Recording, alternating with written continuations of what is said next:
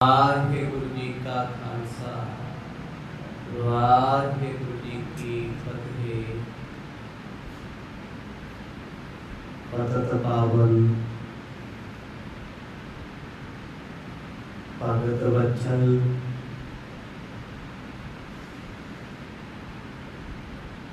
करुणा निदान साहिब श्री गुरु ग्रंथ साहिब जियां की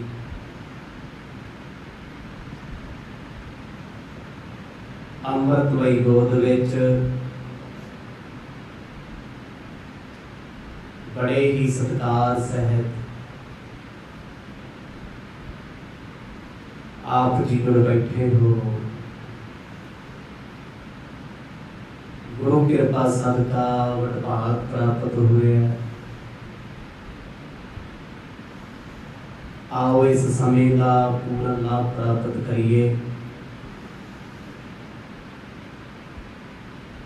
सतगुरां दी पावन जीवन अमृत कथा विचों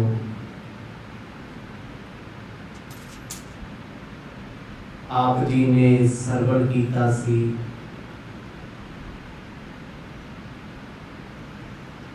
सृष्टि के करता गुरु नानक साहब महाराज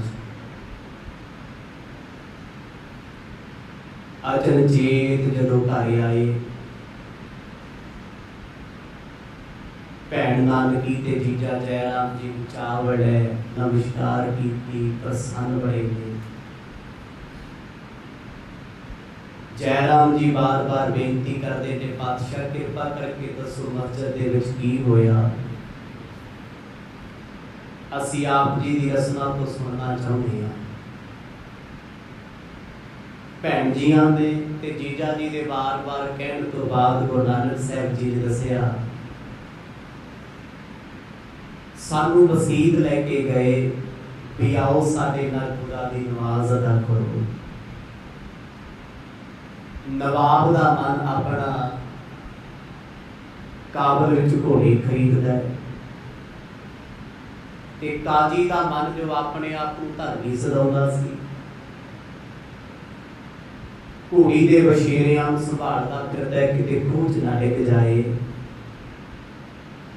जदों असीं उन्हां दे दिल दी गल कह दित्ती सारे हस पए। नवाब माफियां मंगदा रहा, पता नहीं जीजा जी ये भला होया या बुरा होया, पर होया ऐसा। सतगुरां दी रसना तो ये शब्द सुन के भैन नानकी जी अपने पति नूं पुछदे ने, दसो किन्ना क भरम है मेरे वीर। मेरा निश्चा अडोल सी, आओ हुण प्रशादा छको। मन का शंका निवृत्त कर दिओ। गुरु नानक साहब महाराज पार ब्रह्म परमेश्वर हैं। ते जयराम जी आखण लगे, मेरे बड़े भाग धन तुसी हो, धन तुहाडे भरा ने। ते अज मैं भी अपने आप नूं सुभागड़ा ते धनता दे योग मनदा, जिस नूं गुरु नानक साहब दी चरण शरण प्राप्त हुई। इतों तक आप जियां ने पवित्र पावन प्रसंगां नूं सरवण कीता है।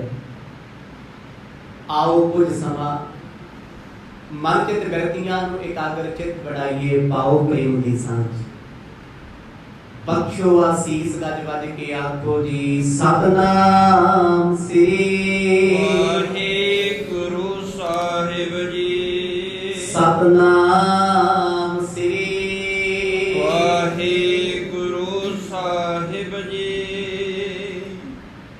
दोहरा श्री बाला संधु भनत श्री अंगद सुखरास। आगे अमी पटंत्रं और सुनो इतिहास। महान महापुरुष ब्रह्म ज्ञानी भाई बाला जी, जिन्हों कवि जी ने बार बार श्री बाला संदरबाज, संदर तो भाव है संधु गोत। गोता का जिक्र क्यों है? क्योंकि उस वेले एक नाम दे अनेका सिख सी गुरु नानक साहब जी। भाई बाला जी गुरु अंगद देव महाराज जियां नूं ये पावन कथा ਖਡੂਰ ਸਾਹਿਬ ਦੇ ਦਰਬਾਰ ਵਿੱਚ ਸੰਗਤਾਂ ਦੇ ਸਾਹਮਣੇ ਬੈਠ ਕੇ ਸੁਣਾ ਰਹੇ ਨੇ ਉੱਚੀ ਥਾਂ। ਗੁਰੂ ਅੰਗਦ ਦੇਵ ਮਹਾਰਾਜ ਬੜੀ ਸ਼ਿੱਦਤ ਦੇ ਨਾਲ, ਬੜੀ ਸ਼ਰਧਾ ਦੇ ਨਾਲ, ਬੜੀ ਭਾਵਨਾ ਦੇ ਨਾਲ ਇਸ ਪਾਵਨ ਕਥਾ ਨੂੰ ਸਰੋਤਿਆਂ ਦੇ ਵਾਂਗ ਸਰਵਣ ਕਰਦੇ, ਆਮ ਸੰਗਤ ਵਿੱਚ ਬੈਠ ਕੇ। ਤੇ ਭਾਈ ਬਾਲਾ ਜੀ ਕਹਿੰਦੇ ਮਹਾਰਾਜ ਹੁਣ ਆਓ ਤੁਹਾਨੂੰ ਅਗਲੀ ਕਥਾ ਸੁਣਾਵਾਂ। ਇਹ ਕਥਾ ਅੰਮ੍ਰਿਤ ਦੀ ਪਟਾਈ ਹੈ। ਅੜਿਲ ਬਾਰ ਬਾਰ ਕੈ ਬਹੋਰ ਸੰਗ ਨਾਨਕ ਲਿਏ ਉਠੇ ਅਚਨ ਬਰ ਅਸਨ ਜਰਾ ਮੈਂ ਸੁਖ ਭਏ। ਤੇ ਇਸ ਪਾਵਨ ਕਥਾ ਨੂੰ ਗੁਰੂ ਅੰਗਦ ਦੇਵ ਮਹਾਰਾਜ ਅਤਿਅੰਤ ਸ਼ਰਧਾ ਦੇ ਨਾਲ ਨੇਤਰ ਬੰਦ ਕਰਕੇ ਸਰਵਣ ਕਰਦੇ ਨੇ। ਬੇਅੰਤ ਮਨ ਜੀਵੜੇ ਗੁਰਸਿੱਖ ਬ੍ਰਹਮ ਗਿਆਨੀ ਜਿਨ੍ਹਾਂ ਦੇ ਜ਼ਿਕਰ ਮਹਾਕਵੀ ਭਾਈ ਸੰਤੋਖ ਸਿੰਘ ਜੀ ਨੇ ਪਿੱਛੇ ਕੀਤੇ ਨੇ, ਜਿਨ੍ਹਾਂ ਵਿੱਚੋਂ ਭਾਈ ਪਾਰੋ ਜੁਲਕਾ, ਬਾਬਾ ਬੁੱਢਾ ਜੀ, ਭਾਈ ਜੀਵਾ ਜੀ, ਕਈ ਗੁਰਸਿੱਖ ਨੇ ਜਿਹੜੇ ਇਸ ਪਾਵਨ ਕਥਾ ਦਾ ਆਨੰਦ ਮਾਣ ਰਹੇ ਆ। ਬਾਕੀ ਤੇ ਸੰਗਤਾਂ ਹੈ ਹੀ। ਜਦੋਂ ਗੁਰੂ ਅੰਗਦ ਦੇਵ ਮਹਾਰਾਜ ਨੇ ਚੌਂਕੜਾ ਲਾਇਆ, ਭਾਈ ਬਾਲਾ ਜੀ ਕਹਿੰਦੇ ਗੁਰੂ ਨਾਨਕ ਸਾਹਿਬ ਜੀ ਦੇ ਨਾਲ ਬਚਨ ਬਲਾਸ ਤੋਂ ਬਾਅਦ ਭੈਣ ਨਾਨਕੀ ਜੀ ਬਾਰ-ਬਾਰ ਬੇਨਤੀ ਕਰਦੇ ਨੇ, ਪਾਤਸ਼ਾਹ ਆਓ ਰਸੋਈ ਵਿੱਚ ਬਹਿ ਕੇ ਭੋਜਨ ਛਕੋ। ਸਤਿਗੁਰ ਭੋਜਨ ਛਕਣਾ ਨਹੀਂ ਸੀ ਚਾਹੁੰਦੇ। ਜਦ ਕਈ ਵਾਰ ਉਹਨਾਂ ਨੇ ਪ੍ਰੇਰਿਤ ਕੀਤਾ, ਜੀਜਾ ਜੈ ਰਾਮ ਜੀ ਨੇ ਬਾਰ-ਬਾਰ ਆਖਿਆ ਵੀ ਅੱਜ ਸਾਡੇ ਨਾਲ ਬਹਿ ਕੇ ਰੋਟੀ ਖਾਓ। ਮੁੱਦਤਾਂ ਹੋ ਗਈਆਂ ਇਕੱਠੇ ਬੈਠੇ, ਲੰਮਾ ਸਮਾਂ ਹੋ ਗਿਆ ਘਰ ਦੇ ਵਿੱਚ ਭੋਜਨ ਛਕਿਆ। ਆਖਰਕਾਰ ਗੁਰੂ ਬਾਬਾ ਨਾਨਕ ਨੇ ਬਚਨ ਪ੍ਰਵਾਨ ਕੀਤਾ। ਭਾਈ ਬਾਲਾ ਜੀ ਕਹਿੰਦੇ ਮੈਂ ਸਤਿਗੁਰਾਂ ਦੇ ਬਿਲਕੁਲ ਨਾਲ ਸੀ। ਸੱਚੇ ਪਾਤਸ਼ਾਹ ਕਹਿੰਦੇ ਬਾਲਿਆ ਆਓ ਫਿਰ ਭੈਣ ਜੀ ਦੇ ਹੱਥਾਂ ਦਾ ਭੋਜਨ ਛਕੀਏ। ਮੈਂ ਸੀਸ ਨਵਾਇਆ। ਗੁਰੂ ਨਾਨਕ ਸਾਹਿਬ ਸੱਚੇ ਪਾਤਸ਼ਾਹ ਚੱਲ ਕੇ ਉੱਥੇ ਆ ਗਏ ਜਿੱਥੇ ਰਸੋਈ ਬਣੀ ਹੋਈ ਹੈ। ਅੱਗੇ ਪੁਰਾਣੇ ਸਮੇਂ ਦੀਆਂ ਰਸੋਈਆਂ ਖੁੱਲੇ ਚੌਂਕੇ ਹੁੰਦੇ ਸੀ ਤੇ ਛਕਣ ਵਾਲੇ ਕਦੇ ਬੈੱਡ ਤੇ ਪਲੰਘੇ ਤੇ ਬਹਿ ਕੇ ਨਹੀਂ ਸੀ ਛਕਦੇ। ਇਸੇ ਕਰਕੇ ਲੋਕ ਤੰਦਰੁਸਤ ਸਨ। ਜਦ ਵੀ ਕਿਸੇ ਨੇ ਭੋਜਨ ਛਕਣਾ ਕੱਚੀ ਧਰਤੀ ਤੇ ਭੁੰਜੇ ਬੈਠ ਕੱਪੜਾ ਵਿਛਾ ਕੇ ਬਹਿ ਜਾਣਾ। ਗੁਰੂ ਨਾਨਕ ਸਾਹਿਬ ਮਹਾਰਾਜ ਜੀਜਾ ਜੈ ਰਾਮ ਜੀ ਦੇ ਸਮੇਤ ਭਾਈ ਬਾਲਾ ਜੀ ਨੂੰ ਲੈ ਕੇ ਬੈਠ ਗਏ। ਭੋਜਨ ਦਾ ਸਮਾਂ ਹੋਇਆ। ਭੋਜਨ ਛਕਣ ਵਾਸਤੇ ਰਸੋਈ ਵਿੱਚ ਬੈਠੇ ਹਨ। ਮੁਝ ਕੋ ਲੀਨੋ ਸੰਗ ਸੋ ਭੋਜਨ ਖਾਣ ਕੇ ਹੋ ਗਏ ਰਸੋਈ ਥਾਨ ਮੁਦਤ ਮਨ ਮਾਨ ਕੇ। ਗੁਰੂ ਸਤਿਗੁਰਾਂ ਦੇ ਨਾਲ ਬੈਠ ਕੇ ਭੋਜਨ ਛਕਣ ਦਾ ਸੁਭਾਗ ਮਿਲਣਾ ਇਹ ਕੋਈ ਛੋਟੀ ਗੱਲ ਨਹੀਂ ਹੈ। ਪਤਾ ਨਹੀਂ ਕਿੰਨੇ ਕੁ ਪੂਰਬਲੇ ਕਰਮ ਹੋਣਗੇ ਜਿਹੜੇ ਗੁਰੂ ਨਾਨਕ ਸਾਹਿਬ ਜੀ ਦੇ ਨਾਲ ਬੈਠਦੇ ਹੈ, ਰਸੋਈ ਵਿੱਚ ਬੈਠੇ। 36 ਪ੍ਰਕਾਰ ਦੇ ਭੋਜਨ ਅੱਜ ਭੈਣ ਨਾਨਕੀ ਜੀ ਨੇ ਆਪਣੇ ਵੀਰ ਵਾਸਤੇ ਤੇ ਮੇਰੇ ਵਾਸਤੇ ਬਣਾਏ, ਕਿਉਂਕਿ ਭਾਈ ਬਾਲਾ ਜੀ ਵੀ ਭਰਾ ਨੇ। ਅੱਜ ਭਰਾਵਾਂ ਨੂੰ ਹੱਥੀਂ ਭੋਜਨ ਛਕਾਇਆ ਹੈ। ਕਹਿੰਦੇ ਅਸੀਂ ਉਸ ਰਸੋਈ ਵਿੱਚ ਬੈਠ ਕੇ ਬੜੇ ਆਨੰਦਿਤ ਸੀ। ਰਸੋਈ ਸ਼ਬਦ ਦਾ ਅਰਥ ਕੀ ਹੈ? ਜਿੱਥੇ ਛਕਣ ਵਾਲੇ ਛੇ ਰਸ ਮੌਜੂਦ ਹੋਣ, ਖੱਟਾ, ਮਿੱਠਾ, ਨਮਕੀਨ, ਸੰਘਣਾ, ਕੜਵਾ, ਇਹ ਸਾਰੇ ਪਕਵਾਨ 36 ਪ੍ਰਕਾਰ ਦੇ 6 ਰਸਾਂ ਚ ਹੁੰਦੇ ਨੇ। ਜਿੱਥੇ ਰਸ ਬਣਾਏ ਜਾਣ ਰਸਨਾ ਦੇ, ਉਹਨੂੰ ਕਿਹਾ ਜਾਂਦਾ ਰਸੋਈ। ਗੁਰੂ ਨਾਨਕ ਸਾਹਿਬ ਮਹਾਰਾਜ ਦੇ ਨਾਲ ਬੈਠ ਕੇ ਰੱਬ ਦਾ ਸ਼ੁਕਰ ਕਰਦੇ ਹੋਏ ਅਸੀਂ ਭੋਜਨ ਕੀਤਾ ਏ। ਓਦਨ ਸਰਪੀਸਤਾ ਪਹਿਤੇ ਅਤ ਸਾਧਿਆ ਰੋਚਿਆਨ ਰੂਪਿੰ ਖਾਏ ਉਠੇ ਸਹਿਲਾਦਿਆ। ਇਸ ਭੋਜਨ ਦੇ ਵਿੱਚ ਜ਼ਿਆਦਾਤਰ ਗੁਰੂ ਨਾਨਕ ਸਾਹਿਬ ਮਹਾਰਾਜ ਨੇ ਸ਼ੱਕਰ ਦੇ ਨਾਲ ਚਾਵਲ ਖਾਧੇ। ਭਾਈ ਬਾਲਾ ਜੀ ਦੱਸ ਰਹੇ ਨੇ ਗੁਰੂ ਨਾਨਕ ਸਾਹਿਬ ਮਹਾਰਾਜ ਦੀ ਖੁਰਾਕ ਬਹੁਤ ਥੋੜੀ ਸੀ। ਮਾਂ ਤ੍ਰਿਪਤਾ ਵੀ ਆਪਣੇ ਪੁੱਤ ਵਾਸਤੇ ਸ਼ੱਕਰ ਚਾਵਲ ਬਣਾਉਂਦੀ ਸੀ ਜ਼ਿਆਦਾ, ਤੇ ਗੁਰੂ ਸਾਹਿਬ ਛਕਦੇ ਸੀ। ਇਹ ਸਾਧੂਆਂ ਦੀ ਖੁਰਾਕ ਹੈ, ਬੰਦਗੀ ਵਾਲਿਆਂ ਦੀ ਹੈ, ਕਿਉਂਕਿ ਉਹ ਨਮਕ, ਮਿਰਚ, ਮਸਾਲੇ ਇਹਨਾਂ ਚੀਜ਼ਾਂ ਤੋਂ ਬਹੁਤ ਦੂਰ ਹੁੰਦੇ। ਨਾਮ ਜਪਣ ਵਾਲੀਆਂ ਰੂਹਾਂ ਕਦੇ ਆਪਣੇ ਜੀਵਨ ਵਿੱਚ ਮਸਾਲੇ ਨਹੀਂ ਵਰਤਦੀਆਂ। ਉਹਨਾਂ ਨੂੰ ਪਤਾ ਹੈ ਇਹ ਮਸਾਲੇ ਵਿਕਾਰਾਂ ਦੀ ਜੜ ਹਨ। ਜਦੋਂ ਸਾਦਗੀ ਦਾ ਭੋਜਨ ਛਕਦੇ ਨੇ ਤੇ ਉਹ ਵਿਕਾਰਾਂ ਤੋਂ ਦੂਰ ਰੱਖਦਾ ਇਸ ਮਨ ਨੂੰ। ਗੁਰੂ ਸਾਹਿਬ ਨੇ ਚੌਲ ਖਾਧੇ ਸ਼ੱਕਰ ਦੇ ਨਾਲ, ਨਾਲ ਕਹਿੰਦੇ ਲੱਸੀ ਪੀਤੀ ਹੈ। ਛਕਣ ਤੋਂ ਬਾਅਦ ਬੜਾ ਆਨੰਦ ਆਇਆ। ਭਾਈ ਬਾਲਾ ਜੀ ਕਹਿੰਦੇ ਮੈਂ ਸਤਿਗੁਰਾਂ ਦੇ ਨਾਲ ਭੋਜਨ ਛਕ ਕੇ ਉੱਠ ਗਿਆ, ਪਰ ਅੱਜ ਬੜੇ ਲੰਮੇ ਸਮੇਂ ਬਾਅਦ ਇਹ ਸਬੱਬ ਮਿਲਿਆ ਸੀ ਪਰਿਵਾਰ ਵਿੱਚ ਇਕੱਠੇ ਬੈਠਣ ਦਾ। ਪੁਨ ਪਰ ਜੰਕ ਦਰਸਾਏ ਓਡੀਏ ਪਰਮ ਸੁਖ, ਹੋ ਜਿਸ ਦਰਸ਼ਨ ਤੀ ਬ੍ਰਿੰਦ ਸਬੈ ਟਰ ਜਾਹੇ ਦੁਖ। ਹੁਣ ਸ਼ਾਮ ਦਾ ਭੋਜਨ ਛਕਣ ਤੋਂ ਬਾਅਦ ਵਿਹੜੇ ਦੇ ਵਿੱਚ ਸੋਹਣੇ ਪਲੰਘੇ ਢਾਹ ਦਿੱਤੇ ਗਏ। ਪੁਰਾਣੇ ਜਿਹੜੇ ਲੋਕ ਸੀ ਨਾ, ਬਜ਼ੁਰਗ ਜਾਂ ਸਿਆਣੇ, ਉਹ ਕਦੇ ਵੀ ਛੱਤ ਦੇ ਥੱਲੇ ਨਹੀਂ ਸੀ ਸੌਂਦੇ, ਖੁੱਲੇ ਅਸਮਾਨ ਨੀਚੇ ਸੌਣਾ ਜ਼ਿੰਦਗੀ ਅਤੇ ਸਿਹਤ ਨੂੰ ਵੱਡਿਆਂ ਕਰਦਾ ਸੀ। ਗੁਰੂ ਸਾਹਿਬ ਵਿਹੜੇ ਵਿੱਚ ਪਏ ਆ, ਕਹਿੰਦੇ ਦੋ ਪਲੰਘੇ ਡਾਏ ਗਏ, ਇੱਕ ਪਲੰਘੇ ਤੇ ਭਾਈ ਬਾਲਾ ਜੀ, ਦੂਜੇ ਪਲੰਘੇ ਤੇ ਗੁਰੂ ਨਾਨਕ ਸਾਹਿਬ। ਕਹਿੰਦੇ ਸੁੱਖਾਂ ਸੁੱਖ ਦੀਆਂ ਆਨੰਦ ਭਰੀ ਰਾਤ ਬਤੀਤ ਕੀਤੀ। ਪਹਿਰ ਰਾਤ ਰਹਿੰਦੀ ਸਤਿਗੁਰ ਜਾਗੇ ਨੇ, ਵੇਈ ਤੇ ਇਸ਼ਨਾਨ ਕੀਤਾ ਏ। ਦੋਹਰਾ ਪਤਤ ਸੁਨਤ ਇਤਿਹਾਸ ਹੈ, ਸ੍ਰੀ ਗੁਰ ਸ਼ਰਦਾ ਦੇਨ ਆਗੇ ਓਗਨ ਮਲ ਹਰਨ ਕੋ, ਜਲ ਸਮ ਹੈ ਸੁਖ ਐਨ। ਇਹ ਪਾਵਨ ਕਥਾ ਸੁਣਾਉਂਦੇ ਭਾਈ ਬਾਲਾ ਜੀ ਗੁਰੂ ਨਾਨਕ ਸਾਹਿਬ ਜੀ ਦੀ ਜੀਵਨ ਕਾਲ ਦੀ ਕਥਾ ਦੀ ਮਹਿਮਾ ਦੱਸਦੇ ਆ। ਅਗਲਾ ਪ੍ਰਸੰਗ ਆਰੰਭ ਕਰਦੇ। ਕਹਿੰਦੇ ਜਿਨ੍ਹਾਂ ਨੇ ਗੁਰੂ ਨਾਨਕ ਸਾਹਿਬ ਦੀ ਕਥਾ ਨੂੰ ਸੁਣਿਆ ਜਾਂ ਸੁਣਨਗੇ, ਜੀਵਨ ਦੇ ਦੁੱਖ ਰੋਗ ਕੱਟੇ ਜਾਣਗੇ। ਇਹ ਕਥਾ ਇਹ ਸੁੱਖਾਂ ਨੂੰ ਦੇਣ ਵਾਲੀ, ਤੇ ਜਿਹੜਾ ਸੁਣ ਲੈਂਦਾ ਅੰਦਰੋਂ ਆਨੰਦਿਤ ਹੋ ਜਾਂਦਾ ਹੈ, ਬੇਪਰਵਾਹ ਹੋ ਜਾਂਦਾ ਹੈ, ਬੇਖੌਫ ਹੋ ਜਾਂਦਾ ਹੈ। ਕਹਿੰਦੇ ਐਸੀ ਮੇਰੇ ਸਤਿਗੁਰ ਪਿਆਰੇ ਦੀ ਕਥਾ ਹੈ, ਜਿਸ ਕਥਾ ਦੇ ਵਿੱਚ ਰਸ ਬੜੇ ਨੇ, ਪ੍ਰੇਮ ਰਸ ਹੈ, ਵੈਰਾਗ ਰਸ ਹੈ, ਰੁਦਰ ਰਸ ਹੈ, ਤਰ੍ਹਾਂ ਤਰ੍ਹਾਂ ਦੇ ਰਸ ਇਸ ਕਥਾ ਦੇ ਵਿੱਚ ਭਰਪੂਰ ਹਨ। ਭਾਈ ਬਾਲਾ ਜੀ ਆਖਣ ਲੱਗੇ, ਮਹਾਰਾਜ ਗੁਰੂ ਨਾਨਕ ਸਾਹਿਬ ਮਹਾਰਾਜ, ਉਹਨਾਂ ਦੇ ਬਚਨ ਅੰਮ੍ਰਿਤ ਸਮਾਨ ਹਨ। ਜਿਨ੍ਹਾਂ ਨੇ ਅੰਮ੍ਰਿਤ ਪਾਨ ਕੀਤਾ ਹੈ, ਜਿਨ੍ਹਾਂ ਨੇ ਅੰਮ੍ਰਿਤ ਨੂੰ ਛਕਿਆ ਹੈ, ਉਹੀ ਅੰਮ੍ਰਿਤ ਦਾ ਰਸ ਜਾਣਦੇ ਨੇ। ਦੋਹਰਾ ਸ੍ਰੀ ਗੁਰ ਕਰੁਣਾਇਨ ਕੀ, ਚਰਨ ਕਮਲ ਲੈ ਧੂਰ, ਜਿਨ ਮਨ ਮੁਕਰੈ ਮਾਂਜ ਕੇ, ਕਹੋ ਕਥਾ ਰਸ ਰੂਰ। ਗੁਰੂ ਅੰਗਦ ਦੇਵ ਮਹਾਰਾਜ ਭਾਈ ਬਾਲਾ ਜੀ ਦਾ ਬੜਾ ਸਤਿਕਾਰ ਕਰਦੇ ਆ। ਕਹਿੰਦੇ ਤੁਸੀਂ ਗੁਰੂ ਨਾਨਕ ਸਾਹਿਬ ਮਹਾਰਾਜ ਦੇ ਚਰਨਾਂ ਦੀ ਧੂੜ ਪ੍ਰਾਪਤ ਕੀਤੀ ਤੇ ਆਪਣਾ ਮਨ ਸ਼ੀਸ਼ੇ ਵਾਂਗੂ ਮਾਂਜਿਆ ਹੋਇਆ। ਪੁਰਾਣੇ ਸਮੇਂ 'ਚ ਸ਼ੀਸ਼ੇ ਨੂੰ ਸਾਫ਼ ਕਰਨ ਵਾਸਤੇ ਸਵਾਹ ਵਰਤੀ ਜਾਂਦੀ ਸੀ। ਸਵਾਹ ਦੇ ਨਾਲ ਸ਼ੀਸ਼ਾ ਮਾਂਜਿਆ ਜਾਣਾ, ਉਹਨੇ ਚਮਕ ਜਾਣਾ, ਉਹਦੇ ਵਿੱਚ ਕਿਸੇ ਤਰ੍ਹਾਂ ਦੀ ਧੁੰਦਲਾਪਣ ਤੇ ਗੰਦਗੀ ਨਹੀਂ ਸੀ ਰਹਿੰਦੀ। ਭਾਈ ਬਾਲਾ ਜੀ ਨੂੰ ਆਪ ਜੀ ਨੇ ਸਤਿਗੁਰਾਂ ਦੀ ਸੰਗਤ ਕਰ ਕਰਕੇ ਇਸ ਮਨ ਕਮਰੇ ਨੂੰ ਇੰਨਾ ਮਾਂਜ ਲਿਆ, ਇਹ ਸ਼ੀਸ਼ੇ ਵਾਂਗ ਚਮਕਦਾ ਹੈ। ਤੇ ਗੁਰੂ ਸਾਹਿਬ ਕਹਿੰਦੇ ਸਾਡੇ ਤੇ ਵੀ ਇਹ ਕਥਾ ਦੀ ਕਿਰਪਾ ਕਰਕੇ ਸਾਨੂੰ ਗੁਰੂ ਨਾਨਕ ਸਾਹਿਬ ਦੇ ਦੀਦਾਰ ਕਰਾ ਦਿਓ। ਜਿਸ ਕਥਾ ਨੂੰ ਆਪਾਂ ਸੁਣਦੇ ਆ ਨਾ, ਇਹਨੇ ਗੁਰੂ ਨਾਨਕ ਸਾਹਿਬ ਜੀ ਦੇ ਸਰਵਣ ਦਰਸ਼ਨ। ਇੱਕ ਹੁੰਦੇ ਨੇ ਪ੍ਰਤੱਖ ਦਰਸ਼ਨ, ਪ੍ਰਤੱਖ ਅੱਖਾਂ ਨਾਲ ਵੇਖਣਾ। ਇੱਕ ਹੁੰਦਾ ਚਿੱਤਰ ਦਰਸ਼ਨ, ਭਾਵ ਕਿਸੇ ਤਸਵੀਰ ਵਿੱਚ ਗੁਰੂ ਸਾਹਿਬ ਨੂੰ ਤੱਕ ਲੈਣਾ, ਆਪਣੇ ਪਿਆਰੇ ਨੂੰ ਵੇਖਣਾ। ਤੇ ਇੱਕ ਹੁੰਦਾ ਸੱਜਣ ਦੀਆਂ ਬਾਤਾਂ, ਸੱਜਣ ਦੀਆਂ ਗੱਲਾਂ ਸੁਣ ਕੇ ਸੁਰਤ ਨਾਲ ਉਹਦੇ ਨਾਲ ਘੁੰਮਣਾ, ਉਹਨੂੰ ਵੇਖਣਾ, ਉਹਨੂੰ ਕਹਿੰਦੇ ਸਰਵਣ ਦਰਸ਼ਨ। ਸਰਵਣ ਨਾਮ ਹੁੰਦਾ ਕੰਨਾਂ ਦਾ, ਸਰਵਣ ਤੋਂ ਸਰਵਣ ਬਣਿਆ।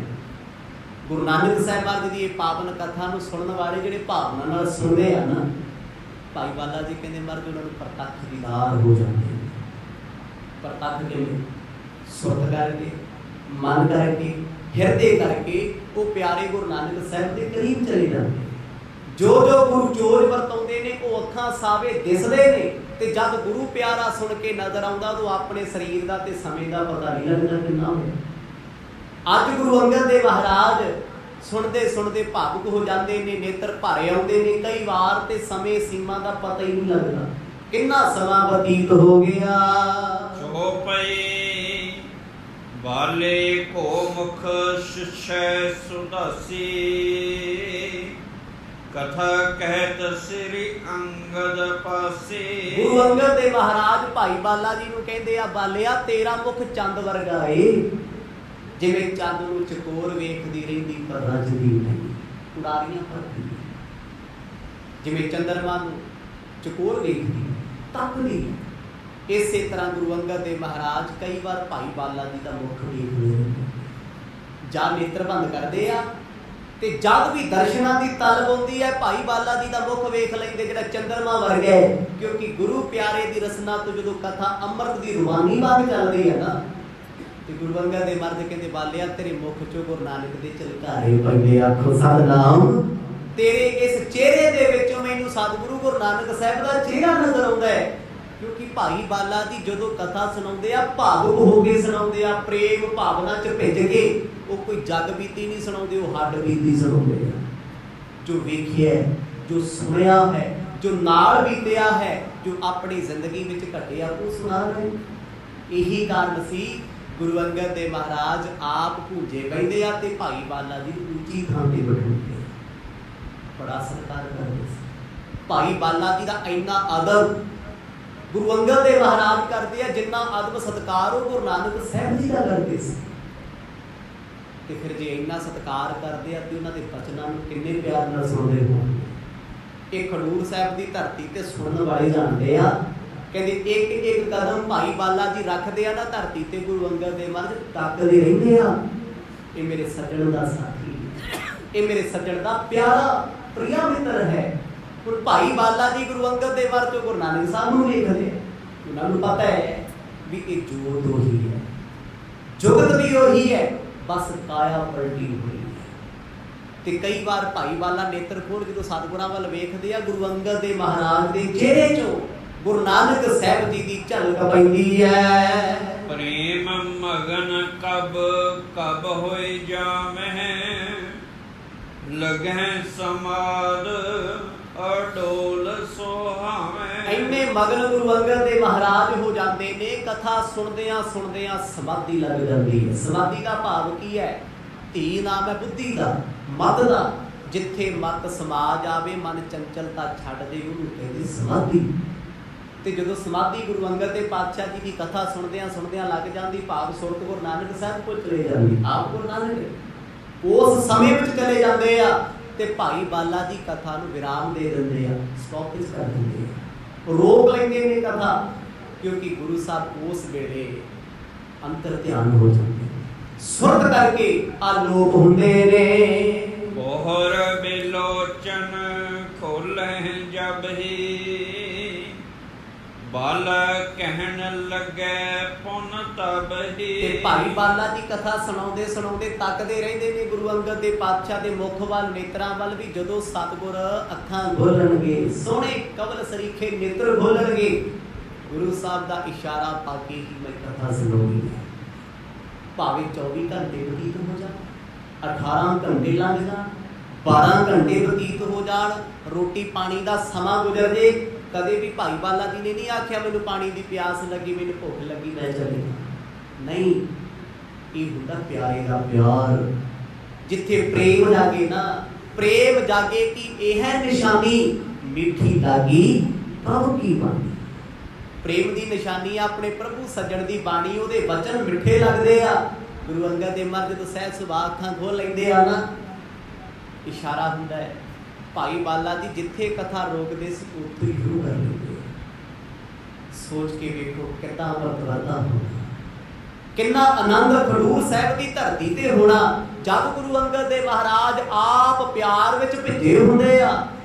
ਤੇ ਭਾਈ ਬਾਲਾ ਉੱਚੀ ਆਵਾਜ਼ ਵਿੱਚ ਸਾਰੀਆਂ ਸੰਗਤਾਂ ਨੂੰ ਗੁਰੂ ਨਾਨਕ ਸਾਹਿਬ ਦੇ ਗੁਣ ਸੁਣਾਉਂਦੇ ਨੇ। ਕਰਨ ਪੁੱਟਨ ਸੰਗ ਪੀਵੇ ਸਰੋਤੇ, ਅਮੀ ਸਮਾਨ ਤ੍ਰਿਪਤ ਨਹਿ ਹੋਤੇ। ਜਿੰਨੇ ਸਰੋਤੇ ਇਸ ਸੰਗਤ ਵਿੱਚ ਬੈਠੇ ਆ, ਉਹ ਕਹਿੰਦੇ ਆਪਣੇ ਕੰਨਾਂ ਦੇ ਨਾਲ ਭਾਈ ਬਾਲਾ ਜੀ ਦੇ ਅੰਮ੍ਰਿਤ ਬਚਨਾਂ ਨੂੰ ਸੁਣਦੇ ਨੇ। ਸੁਣ ਸੁਣ ਕੇ ਤ੍ਰਿਪਤ ਨਹੀਂ ਹੁੰਦੇ। ਸੱਜਣ ਦੀ ਗੱਲ ਹੁੰਦੀ ਉਹ, ਤੇ ਸੁਣਨ ਵਾਲਾ ਸੱਜਣ ਆਖੇ ਬਸ ਕਰ ਮੈਂ ਥੱਕ ਗਿਆ, ਅੱਕ ਗਿਆ, ਹੋ ਸਕਦਾ ਨਹੀਂ। ਜਿੰਨੀਆਂ ਗੱਲਾਂ ਸੁਣਾਵਾਂਗੇ, ਮੇਰੇ ਸਾਹਿਬ ਕੀ ਬਾਤ ਦੀ ਆਖੈ, ਕਹੋ ਨਾਨਕ ਕਿਆ ਕੀਜੈ, ਸੀਸ ਵੱਢੈ ਕਰ ਬੈਸਣ ਦੀਜੈ, ਬਿਨ ਸਿਰ ਸੇਵ ਕਰੀਜੈ। ਧੁਰ ਕੀ ਬਾਣੀ ਕਹਿੰਦੀ ਕੋਈ ਮੇਰੇ ਰੱਬ ਪਿਆਰੇ ਸਤਿਗੁਰ ਦੀ ਵਾਰਤਾ ਸੁਣਾਉਂਦਾ, ਉਹਦੀ ਮਹਿਮਾ ਸੁਣਾਉਂਦਾ ਹੈ, ਕੀ ਦੇਗਾ? मर्द कहते मैं दे कुछ नहीं सकता, मैं अपना सिर वढ़ के दे सकता, ਉਹਦੇ ਬਹਿਣ ਵਾਸਤੇ, ਉਹਦੇ ਬੈਠਣ ਲਈ। बिना सिर तो मैं धड़ दे नाल सेवा उस प्यारे की करा जो मैनू मेरे सतगुर प्यारे की महिमा सुनाए। जिंद वारदे हो गुरु अंगद देव महाराज भाई बाला तो आपा कुर्बान करते ने। ये खेडां छोटियां नहीं, ये उही जानदे दे नाते बीतियां ने। ते भाई बाला जिन्हां दे नेत्र हर वेले हंझुआं नाल भरे रहिंदे आ, चिट्टा दाड़ा सेजल अखां चों हंझू तित तित चोके भर जांदे, रो पैंदे ने गुरु नानक साहिब नूं चेते भावें वो जानते ने वो परमेश्वर प्यारे सामने बैठे ने, पर बीतिया होया समा उस सजण दे नाल जदों चेते आ जांदा फिर भावुक हुंदे ने। श्री बाला सुंदर वाच चौपई, श्री नानक किंकर सुख रासा, रहे बैस पुन सुसा आवासा। गुरु अंगद देव महाराज कई बार वेख लैंदे आ भाई बाला दी कथा सुणाउंदे भावुक हो गए, मन भरिया आ। कदे सतगुरां ने नहीं कहा बालिया छड्ड इस कथा नूं अगे सुणा, नहीं। जदों तक भाई बाला जी अपना आप नहीं संभालदे गुरु अंगद देव पातशाह हाथ जोड़ के बैठे रहिंदे आ, कौन बन जू गुरु अंगद देव पातशाह। जदों अगली कथा होनी आ ना गुरु अंगद देव साहिब दी, अखां भरियां होणगीਆਂ संगतां दी, ਇੰਨੀ सेवा, ਇੰਨੀ ਨਿਮਰਤਾ, ਇੰਨੀ ਨਿਰਮਾਣਤਾ ਜਿੰਨਾ ਜੀਵਨ ਵਿੱਚ ਕਦੇ ਕਿਸੇ ਨੂੰ ਕੋਈ ਨਹੀਂ ਗਿਆ। ਜਿਉਂਦੇ ਜਾਗਦੇ ਗੁਰੂ ਨਾਨਕ ਸਾਹਿਬ ਦਾ ਸਰੂਪ ਹਨ। ਭਾਈ ਬਾਲਾ ਜੀ ਜਦੋਂ ਆਪਾ ਸੰਭਾਲ ਕੇ ਬੈਠੇ ਨਾ ਹੋਣ, ਕਿਉਂਕਿ ਪਿਆਰ ਪ੍ਰੇਮ ਐਸੀ ਚੀਜ਼ ਹੈ ਅੰਦਰੋਂ ਉਛਾਲੇ ਲੈ ਆਉਂਦਾ, ਅੱਖਾਂ ਭਰੇ ਆਉਂਦੀਆਂ ਨੇ, ਗਲ ਰੁਕ ਜਾਂਦਾ, ਬੋਲਿਆ ਨਹੀਂ ਜਾਂਦਾ। ਪਿਆਰੇ ਦੇ ਗੀਤ ਗਾਉਂਦਿਆਂ ਗਾਉਂਦਿਆਂ ਮਨ ਬੇਸੁੱਧ ਹੋ ਜਾਂਦਾ ਹੈ। ਆਖਣ ਲੱਗੇ ਮਹਾਰਾਜ ਐ ਗੁਰੂ ਅੰਗਦ ਦੇ ਪਾਤਸ਼ਾਹ, ਜਦੋਂ ਸਤਿਗੁਰਾਂ ਦੇ ਨਾਲ ਮੈਂ ਭੋਜਨ ਛਕਿਆ ਨਾ, ਅਸੀਂ ਇੱਕ ਰਾਤ ਬਤੀਤ ਕੀਤੀ। ਮੈਨੂੰ ਸਤਿਗੁਰ ਕਹਿੰਦੇ ਬਾਲਿਆ ਹੁਣੇ ਆਪਾਂ ਭੈਣ ਜੀ ਦੇ ਘਰ ਰਿਹਾ ਕਰਾਂਗੇ। ਇਹਨਾਂ ਦਿਨਾਂ ਦੇ ਵਿੱਚ ਸਤਿਗੁਰਾਂ ਦੇ ਸਹੁਰਾ ਸਾਹਿਬ ਮੂਲ ਚੰਦ ਜੀ ਉਹ ਜਾ ਚੁੱਕੇ ਆ। ਜਿੰਨੀ ਮਾਇਆ ਉਹਨਾਂ ਦੀ ਬਣੀ ਹੈ 380 ਰੁਪਏ ਬਣਦੇ ਆ, ਉਹ ਲੈ ਕੇ ਆਪਣੇ ਦੋਤੀਆਂ ਨੂੰ ਦੇ ਗਏ, ਆਪਣੀ ਧੀ ਸੁਲੱਖਣੀ ਨੂੰ ਦੇ ਗਏ, ਤੇ ਬਾਕੀ ਮਾਇਆ ਜਿੰਨਾ ਅੱਧ ਰਹਿੰਦਾ ਸੀ 380 ਉਹ ਸਮੇਂ ਦੇ ਨਵਾਬ ਕੋਲੇ। ਹੁਣ ਮੂਲ ਚੰਦ ਆਪਣੇ ਘਰ ਗਏ, ਪੱਖੋਂ ਕੇ ਰੰਧਾਵੇ ਆ ਕਿ ਜੋ ਕੁਛ ਇੱਥੇ ਘਟਿਆ, ਜੋ ਕੁਛ ਇੱਥੇ ਬੀਤੇ, ਉਹਨਾਂ ਆਪਣੀ ਪਤਨੀ ਚੰਦੋ ਰਾਣੀ ਨੂੰ ਦੱਸਿਆ। ਜਦੋਂ ਉਹਨਾਂ ਨੇ ਸੁਣਿਆ ਉਹ ਦੁਖੀ ਹੋ ਗਏ। ਕੋਈ ਮਾਂ ਨਹੀਂ ਚਾਹੁੰਦੀ ਉਹਦੀ ਧੀ ਦੁਖੀ ਹੋਵੇ, ਧੀ ਕੈਸੀ ਵੀ ਹੋਵੇ, ਮਾਪੇ ਕਦੇ ਨਹੀਂ ਚਾਹੁੰਦੇ ਧੀ ਦਾ ਘਰ ਦੁੱਖਾਂ ਨਾਲ ਭਰਿਆ ਹੋਵੇ। ਜਦ ਆਪਣੇ ਪਤੀ ਮੂਲ ਚੰਦ ਕੋਲੋਂ ਚੰਦੋ ਰਾਣੀ ਜੀ ਨੇ ਸੁਣਿਆ, ਕਹਿੰਦੇ ਸਾਰੀ ਰਾਤ ਸੁੱਤੇ ਨਾ ਰੋਂਦੇ ਰਹੇ। ਸਵੇਰ ਹੁੰਦਿਆਂ ਆਖਣ ਲੱਗੇ ਪਤੀ ਦੇਵ ਚਲੋ ਐਸੇ ਘਰ ਦੇ ਵਿੱਚ ਜਿੱਥੇ ਮੇਰੀ ਧੀ ਦੀ ਜ਼ਿੰਦਗੀ ਨਰਕ ਹੈ, ਉੱਥੇ ਉਹਨੂੰ ਰਹਿਣ ਦਾ ਹੱਕ ਕੋਈ ਨਹੀਂ, ਚਲੋ ਲੈ ਆਈਏ। ਪੱਖੋਂ ਕੇ ਰੁਲਾਵਿਆਂ ਦੇ ਵਿੱਚ ਇਹ ਕੁਝ ਹੋ ਰਿਹਾ। ਇੱਧਰ ਗੁਰੂ ਅੰਗਦ ਦੇਵ ਮਹਾਰਾਜ ਬੜੇ ਪਿਆਰ ਵਿੱਚ ਭਿੱਜ ਕੇ ਕਥਾ ਸੁਣਦੇ, ਤੇ ਭਾਈ ਬਾਲਾ ਜੀ ਕਹਿੰਦੇ ਮਹਾਰਾਜ ਅਸੀਂ ਹੁਣ ਕਿਤੇ ਨਹੀਂ ਜਾਂਦੇ, ਨਾ ਘਰੋਂ ਬਾਹਰ ਜਾਈਦਾ, ਨਾ ਕਦੇ ਦਿਨ ਦਿਹਾੜੇ ਵੇਈ ਨਦੀ ਦੇ ਕਿਨਾਰੇ ਗਏ, ਨਾ ਕਦੇ ਮੋਦੀ ਖਾਨਾ ਵੇਖਣ ਗਏ, ਨਾ ਕਿਸੇ ਨਵਾਬ ਕੋਲ, ਨਾ ਕਦੇ ਸ਼ਮਸ਼ਾਨ ਵਿੱਚ, ਤੇ ਨਾ ਗੁਰੂ ਸਾਹਿਬ ਦਰਵਾਜ਼ਾ ਪਾਰ ਕਰਕੇ ਕਿਸੇ ਨੂੰ ਗਲੀ ਵਿੱਚ ਮਿਲੇ। ਘਰ ਹੀ ਬੈਠੇ ਰਹੇ। ਲੰਮਾ ਸਮਾਂ ਬਤੀਤ ਹੋਇਆ, ਕੁਛ ਕੁ ਮਹੀਨੇ ਬਤੀਤ ਹੋਏ ਨੇ। ਕਦੇ ਕਦੇ ਸਤਿਗੁਰ ਆਉਂਦੇ ਆ, ਬਾਬਾ ਸ੍ਰੀ ਚੰਦ ਜੀ ਨੂੰ ਵੇਖ ਲੈਂਦੇ ਆ, ਬਾਬਾ ਲక్ష్ਮੀ ਦਾਸ ਜੀ ਨੂੰ ਵੇਖ ਲੈਂਦੇ ਆ, ਆਪਣੀ ਧਰਮ ਪਤਨੀ ਨੂੰ ਕੁਛ ਬੁਲਾਉਂਦੇ ਨਹੀਂ, ਆਨੰਦ ਚੜ੍ਹਦੇ, ਕਿਉਂਕਿ ਇੱਧਰ ਪਰਿਵਾਰ ਨੇ ਕੋਈ ਕਸਰ ਨਹੀਂ ਛੱਡੀ। ਇਹ ਆਪ ਜੀ ਨੇ ਸੁਣਿਆ ਵਿੱਚ ਦੁਨਿਆਵੀ ਤੌਰ ਤੇ ਸਾਡੇ ਮਾਤਾ ਸੁਲੱਖਣੀ ਜੀ ਨੇ ਕੀ ਨਹੀਂ ਕੀਤਾ, ਪਿਤਾ ਜੀ ਨੂੰ ਬੁਲਾ ਲਿਆ। ਪਿਤਾ ਜੀ ਆ ਕੇ ਬੋਲੇ ਨੇ, ਆਪਣੇ ਪਤੀ ਦੇ ਵਿਰੁੱਧ ਸ਼ਬਦ ਆਖੇ ਆ। ਚਲੋ ਉਹ ਸੁਭਾਵਿਕ ਗੱਲ ਹੈ ਜੀ, ਜੀਵਨ ਕਾਲ ਹੈ, ਦੁਨਿਆਵੀ ਤੌਰ ਤੇ ਇਹਨੂੰ ਵਿਰੁੱਧ ਵੀ ਨਹੀਂ ਕਿਹਾ ਜਾ ਸਕਦਾ। ਉਹ ਇੱਕ ਪਰਿਵਾਰ ਦੀ ਪੀੜਾ ਹੈ। ਪੀੜਾ ਇਸ ਕਰਕੇ ਹੈ ਕਿਉਂਕਿ ਉਹ ਗੁਰੂ ਸਾਹਿਬ ਦੀ ਅਵਸਥਾ ਨੂੰ ਨਹੀਂ ਸਮਝਦੇ, ਤੇ ਸਤਿਗੁਰਾਂ ਦੇ ਸਹੁਰਾ ਸਾਹਿਬ ਆ ਕੇ ਬੋਲ ਜਾਂਦੇ ਆ। ਚਲੋ ਸਹੁਰਾ ਸਾਹਿਬ ਦਾ ਕਸੂਰ ਤੇ ਬੜੀ ਦੂਰ ਦੀ ਗੱਲ, ਇੱਥੇ ਤੇ ਸਾਰੀ ਜ਼ਿੰਦਗੀ ਪਿਤਾ ਮਾੜਾ ਬੋਲਦਾ ਰਿਹਾ, ਪਿਤਾ ਵੱਧ ਘੱਟ ਕਹਿੰਦਾ ਰਿਹਾ ਕਲਿਆਣ ਚ, ਸੋਝੀ ਦੀ ਕਮੀ ਨਹੀਂ, ਪਰਦਾ ਪਾਇਆ ਗੁਰੂ ਸਾਹਿਬ। ਇੱਕ ਤੇ ਹੁੰਦਾ ਨਾ ਵੀ ਕਿਸੇ ਨੂੰ ਸੋਝੀ ਨਹੀਂ ਹੈ, ਸਮਝ ਨਹੀਂ ਹੈ, ਉਹ ਤੇ ਹੋਰ ਚੀਜ਼ ਹੈ, ਅਗਿਆਨਤਾ ਹੈ। ਪਰ ਇੱਕ ਸਭ ਕੁਝ ਜਾਣਦੇ ਹੋਏ ਵੀ ਅਣਜਾਣ ਬਣ ਜਾਂਦੇ ਜਦੋਂ ਗੁਰੂ ਪਰਦਾ ਪਾ ਲੈਂਦੇ ਆ। ਕਹਿੰਦੇ ਮਰਦ ਨੇ ਸਾਰਿਆਂ ਤੇ ਭਰਮ ਦਾ ਪਰਦਾ ਪਾਇਆ ਸੀ। ਜੇ ਜਾਣਦੇ ਆ ਭੈਣ ਨਾਨਕੀ ਤੇ ਜਾਂ ਫਿਰ ਸਤਿਗੁਰਾਂ ਦੇ ਜੀਜਾ ਜੈਰਾਮ ਸਮਝਦੇ ਆ, ਕਦੇ ਕਦੇ ਮਾਇਆ ਉਹਨਾਂ ਦੇ ਖੋਲੇ ਆ, ਘਰ 'ਚ ਬੈਠੇ ਰਹਿੰਦੇ ਆ, ਸਮਾਂ ਬਤੀਤ ਕਰਨ ਲੱਗੇ ਨੇ। ਜਨ ਬੈਰਾਗ ਧਾਰ ਨਿਜ ਦੇਹਾ, ਪ੍ਰਗਟ ਦਿਖਾਵਤ ਜਗਤ ਅਨੇਹਾ। ਫਾਲਤੂ ਕਿਸੇ ਨਾਲ ਬੋਲਦੇ ਨਹੀਂ ਘਰ ਪਰਿਵਾਰ ਦੇ ਵਿੱਚ। ਨਾ ਤੁਲਸਾਂ ਦਾਸੀ ਨੂੰ ਕਦੇ ਮਰਦ ਨੇ ਕੋਈ ਕੰਮ ਆਖਿਆ ਤੇ ਨਾ ਕਦੇ ਭੈਣ ਨਾਨਕੀ ਨੂੰ ਕੰਮ ਕਿਹਾ। ਭੋਜਨ ਛਕਣਾ, ਪ੍ਰਸ਼ਾਦਾ ਛਕਣਾ, ਜਿੱਥੇ ਚਿੱਤ ਕੀਤਾ ਉੱਥੇ ਬੈਠੇ ਰਹਿਣਾ ਸਾਰਾ ਸਾਰਾ ਦਿਨ, ਚੌਂਕੜਾ ਲੱਗਿਆ ਰਹਿੰਦਾ ਹੈ। ਲੋਕ ਗੱਲਾਂ ਕਰਦੇ ਆ, ਕਹਿੰਦੇ ਭੈਣ ਦੇ ਘਰ ਬਹਿ ਕੇ ਰੋਟੀ ਖਾਂਦਾ ਹੈ, ਕੰਮ ਨਹੀਂ ਕਰਦਾ। ਆਹ ਕੁਝ ਵੀ ਸੁਣਿਆ ਹੈ। ਜ਼ਮਾਨਾ ਬੜਾ ਕੁਝ ਬੋਲਦਾ ਸੀ, ਪਰ ਜਗਤ ਗੁਰੂ ਨਾਨਕ ਸਾਹਿਬ ਮਹਾਰਾਜ ਆਪਣੇ ਆਨੰਦ 'ਚ ਰਹਿੰਦੇ ਆ, ਬੇਪਰਵਾਹ ਰਹਿੰਦੇ ਆ। ਭਾਈ ਬਾਲਾ ਜੀ ਨੂੰ ਸਤਿਗੁਰਾਂ ਨੇ ਕਿਹਾ ਸੀ, ਬਾਲਿਆ ਤੇਰਾ ਚਿੱਤ ਕਰੇ ਤੂੰ ਵਿਚਰ ਆਇਆ ਕਰ, ਭਾਈ ਤੁਰ ਫਿਰ ਆਇਆ ਕਰ ਨਗਰ। ਤੇ ਭਾਈ ਬਾਲਾ ਜੀ ਕਦੇ ਕਦੇ ਆ ਵੀ ਜਾਂਦੇ ਸੀ, ਪਰ ਸਤਿਗੁਰੂ ਸੱਚੇ ਪਾਤਸ਼ਾਹ ਏਦਾਂ ਬੈਠੇ ਆ ਜਿਵੇਂ ਇਸ ਘਰ ਨੂੰ ਛੱਡ ਕੇ ਕਿਤੇ ਜਾਣਾ ਹੀ ਨਹੀਂ। ਭੈਣ ਜੀ ਨੇ ਕਈ ਵਾਰ ਬੇਨਤੀ ਕਰਨੀ, ਮਰਦ ਤੁਰ ਫਿਰ ਆਇਆ ਕਰੋ, ਘੁੰਮ ਫਿਰ ਆਇਆ ਕਰੋ ਮਾੜਾ ਮੋਟਾ, ਪਰ ਨਹੀਂ, ਉਹ ਆਪਣੇ ਆਨੰਦ ਵਿੱਚ ਸਦਾ ਸਥਿਤ ਰਹਿੰਦੇ ਨੇ। ਕਿੰਦੋ ਸ਼ਾਂਤ ਰਸ ਧਾਰ ਸਰੂਪ, ਭਾਵ ਦਿਖਾਵਹਿ ਨਿਜ ਅਨਰੂਪਾ। ਪਰ ਜੇ ਕੋਈ ਪਿਆਰ ਨਾਲ ਬੁਲਾਉਂਦਾ ਜਵਾਬ ਦੇ ਦਿੰਦੇ ਆ। ਮੰਨ ਲਓ ਸ਼ਾਂਤੀ ਆਪਣਾ ਰੂਪ ਧਾਰਨ ਕਰਕੇ ਸੁਲਤਾਨਪੁਰ ਦੀ ਧਰਤੀ ਤੇ ਬੈਠੀ ਹੋਵੇ, ਇਕਾਗਰਤਾ, ਸ਼ਾਂਤੀ। ਹੁਣ ਸਤਿਗੁਰਾਂ ਦਾ ਘਰ ਦੇ ਵਿੱਚ ਹੋਣਾ ਦੁਨਿਆਵੀ ਤੌਰ ਤੇ ਇਸ ਵੀ ਨਾ ਹੋਇਆ ਵਰਗੇ ਨਾ ਹੋਇਆ। ਕਿਉਂ? ਐਕਟੀਵਿਟੀ ਨਹੀਂ ਹੈ, ਤੋਰਾ ਫੇਰਾ ਨਹੀਂ, ਰੌਲਾ ਨਹੀਂ, ਕੋਈ ਸ਼ੋਰ ਸ਼ਰਾਬਾ ਨਹੀਂ, ਕਿਸੇ ਨੂੰ ਮਿਲਦੇ ਨਹੀਂ, ਕਿਸੇ ਨੂੰ ਮਿਲਾਉਂਦੇ ਨਹੀਂ, ਆਪਣੇ ਆਨੰਦ 'ਚ ਰਹਿਣਾ, ਜਿੱਥੇ ਬੈਠੇ ਬੈਠੇ ਰਹਿੰਦੇ ਆ। ਜੀਜਾ ਜੈਰਾਮ ਜੀ ਨੇ ਕਦੇ ਕਦੇ ਆ ਕੇ ਗੱਲਾਂ ਬਾਤਾਂ ਕਰ ਜਾਣੀਆਂ, ਕਹਿ ਦੇਣਾ ਤੁਸੀਂ ਤੁਰ ਫਿਰੇ ਆਇਆ ਕਰੋ, ਪਰ ਭੈਣ ਨਾਨਕੀ ਕੁਛ ਨਹੀਂ ਕਹਿੰਦੇ। ਉਹਨਾਂ ਨੂੰ ਪਤਾ ਹੈ ਕਿ ਆਪਣੀ ਮਰਜ਼ੀ ਦੇ ਮਾਲਕ, ਆਪਣੀ ਮੌਜ ਦੇ ਮਾਲਕ ਹਨ। ਇੰਦੋਂ ਧਰਿਓ ਪਕਾਰ ਸਰੀਰ, ਨਰ ਤਾਰਨ ਕੋ ਗੁਣੀ ਗਹੀਰ। ਗੁਰੂ ਸਾਹਿਬ ਨੇ ਦੁਨੀਆ ਨੂੰ ਤਾਰਨ ਵਾਸਤੇ ਸਰੀਰ ਧਾਰਨ ਕੀਤਾ ਸੀ, ਪਰਉਪਕਾਰ ਦੇ ਲਈ। ਭਾਈ ਬਾਲਾ ਜੀ ਕਹਿੰਦੇ ਐ ਗੁਰੂ ਅੰਗਦ ਦੇਵ ਮਹਾਰਾਜ, ਗੁਰੂ ਸਾਹਿਬ ਦਾ ਸ਼ਾਂਤ ਹੋ ਕੇ ਬੈਠਣਾ, ਇੱਕਦਮ ਘਰੇ ਆ ਜਾਣਾ, ਕਹਿੰਦੇ ਕਿਸੇ ਵੱਡੀ ਘਟਨਾ ਵੱਲ ਇਸ਼ਾਰਾ ਕਰਦਾ ਸੀ। ਜਦੋਂ ਕੋਈ ਰੱਬ ਦਾ ਪਿਆਰਾ ਚੁੱਪ ਚੁੱਪ ਰਹਿਣ ਲੱਗ ਜੇ ਤੇ ਸਮਝੋ ਕੁਝ ਜ਼ਰੂਰ ਹੋਏਗਾ। ਗੁਰੂ ਸਾਹਿਬ ਚੁੱਪ ਰਹਿੰਦੇ। ਕਦੇ ਨਵਾਬ ਕੋਲ ਨਹੀਂ ਗਏ, ਨਵਾਬ ਸਾਹਿਬ ਨੇ ਬੜੀ ਵਾਰ ਸੱਦਾ ਭੇਜ ਦੇਣਾ, ਮਰਦ ਦਰਸ਼ਨ ਦੇ ਦੇ, ਛੱਡ ਦਿੱਤੀ ਦੁਨੀਆ ਦਾ, ਆਪਣੇ ਰਸ ਵਿੱਚ ਭਿੱਜੇ ਰਹਿੰਦੇ ਆ। ਭਾਈ ਬਾਲਾ ਜੀ ਕਹਿੰਦੇ ਹੁਣ ਮੇਰੇ ਨਾਲ ਵੀ ਘੱਟ ਬੋਲਦੇ ਨੇ, ਰਹਿੰਦੇ ਕਿੱਥੇ ਆ? ਆਪਣੇ ਆਪ ਵਿੱਚ ਇਕਾਗਰਤਾ ਕਰਕੇ ਸੱਚਖੰਡ ਵੱਲ ਜੁੜੀ ਰਹਿੰਦੀ ਹੈ। ਉਹ ਰੱਬ ਨੇ, ਪਰਮਾਤਮਾ ਨੇ, ਹਮੇਸ਼ਾ ਦੁਨੀਆ ਦਾ ਫਿਕਰ ਕਰਦੇ ਨੇ, ਦੁਨੀਆ ਨੂੰ ਤਾਰਦੇ ਨੇ।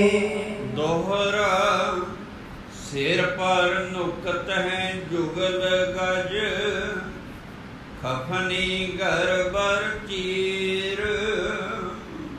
ਉਸ ਵੇਲੇ ਦਾ ਜ਼ਿਕਰ ਭਾਈ ਬਾਲਾ ਜੀ ਨੇ ਕੀਤਾ ਗੁਰੂ ਅੰਗਦ ਦੇਵ ਮਹਾਰਾਜ ਦੇ ਸਾਹਮਣੇ। ਕਹਿੰਦੇ ਸਤਿਗੁਰੂ ਅੱਜ ਗੁਰੂ ਨਾਨਕ ਸਾਹਿਬ ਮਹਾਰਾਜ ਨੇ ਬਸਤਰ ਬਦਲੇ, ਲੰਮੇ ਸਮੇਂ ਬਾਅਦ ਇਸ਼ਨਾਨ, ਸਿਰੇ ਉੱਤੇ ਸਿਰਫ 2 ਗਜ ਦਾ ਟੁਕੜਾ ਬੰਨਿਆ ਹੋਇਆ, 2 ਗਜ। ਕਿੰਨਾ ਹੁੰਦਾ ਜੀ? ਖੱਦਰ ਦਾ ਲਪੇਟਾ ਮਾਰਿਆ, ਕੇਸ ਢਕੇ ਹੋਏ ਆ। ਕਹਿੰਦੇ ਫਿਰ ਸਰੀਰ ਉੱਤੇ ਸਤਿਗੁਰਾਂ ਨੇ ਕਫਣੀ ਪਾਈ ਹੈ। ਕਫਣੀ ਗੋਡਿਆਂ ਤੋਂ ਉੱਚੀ ਹੁੰਦੀ ਹੈ ਜੀ, ਉਹਦੀ ਗਰਦਨ ਨਹੀਂ ਹੁੰਦੀ, ਨਾ ਬਾਹਾਂ ਹੁੰਦੀਆਂ। ਕਫਣੀ ਦਾ ਭਾਵ ਇੱਕ ਕੱਪੜ ਹੁੰਦਾ ਹੈ, ਅਣਸੀਤਾ ਕੱਪੜਾ, ਇੱਕ ਸੀਨ ਦੀ ਵਜੀ ਹੁੰਦੀ ਹੈ, ਤੇ ਕਈਆਂ ਉਹ ਵੀ ਨਹੀਂ ਮਾਰੀ ਹੁੰਦੀ। ਸਾਧੂਆਂ ਨੇ ਕੱਪੜਾ ਪਾ ਕੇ ਗੰਢ ਬੰਨੀ ਹੁੰਦੀ ਸਾਈਡਾਂ ਦੀ, ਉਹਨੇ ਕਫਣੀ। ਗੁਰੂ ਨਾਨਕ ਸਾਹਿਬ ਮਹਾਰਾਜ ਨੇ 2 ਗਜ ਦਾ ਕੱਪੜਾ ਬੰਨਿਆ, ਕਹਿੰਦੇ ਕਿ ਕਫਣੀ ਪਾਈ ਹੋਈ, ਪੈਰਾਂ ਵਿੱਚ ਜੋੜਾ ਕੋਈ ਨਹੀਂ। ਸਭਿਅਨ ਸੁੰਦਰ ਸਜੈ, ਧਰਿਓ ਸੋਭੀਖ ਸਰੀਰ। ਹੁਣ ਸਤਿਗੁਰ ਸੱਚੇ ਪਾਤਸ਼ਾਹ ਨੇ ਕਹਿੰਦੇ ਲਿਬਾਸ ਬੜਾ ਸੋਹਣਾ ਪਾ ਲਿਆ, ਸਾਦਾ ਵਾਲਾ। ਜਿਹੜੀ ਮਹਾਰਾਜ ਨੇ ਕਫਣੀ ਪਾਈਏ, ਪਾਲੀ ਭਗਵੇ ਰੰਗ ਦੀ, ਕੁਛ ਵਿਸ਼ੇਸ਼ ਵਿਖਾ ਰਹੇ ਆ ਵੀ ਲੋਕਾਂ ਨੂੰ ਪਤਾ ਲੱਗੇ ਉਹ ਘਰੇ ਕੋਈ ਤਪਸਵੀ ਬੈਠਾ ਹੈ, ਕੋਈ ਸਾਧੂ ਬੈਠਾ ਹੈ। ਭਾਈ ਬਾਲਾ ਜੀ ਕਹਿੰਦੇ ਇਹ ਮੇਰੇ ਗੁਰੂ ਨਾਨਕ ਸਾਹਿਬ ਦੇ ਚੂਲ ਨੇ, ਚੂਜੀ ਗੋਬਿੰਦ। ਮੈਂ ਬੜਾ ਹੈਰਾਨ ਕਿ ਗੁਰੂ ਸਾਹਿਬ ਇਹ ਤੇ ਸਾਧੂਆਂ ਦੇ ਪਖੰਡ ਨੂੰ ਉਜਾਗਰ ਕਰਦੇ ਆ, ਜਿਹੜੇ ਪਖੰਡ ਕਰਦੇ ਆ ਵੀ ਆ ਤੁਸੀਂ ਲਿਬਾਸ ਪਾਈ ਫਿਰਦੇ ਹੋ। ਅੱਜ ਮਰਦ ਨੇ ਕਿਤੇ ਭਗਵੇ ਜੇ ਕੱਪੜੇ ਪਾ ਲਏ, 2 ਗਜ ਦਾ ਕੱਪੜਾ।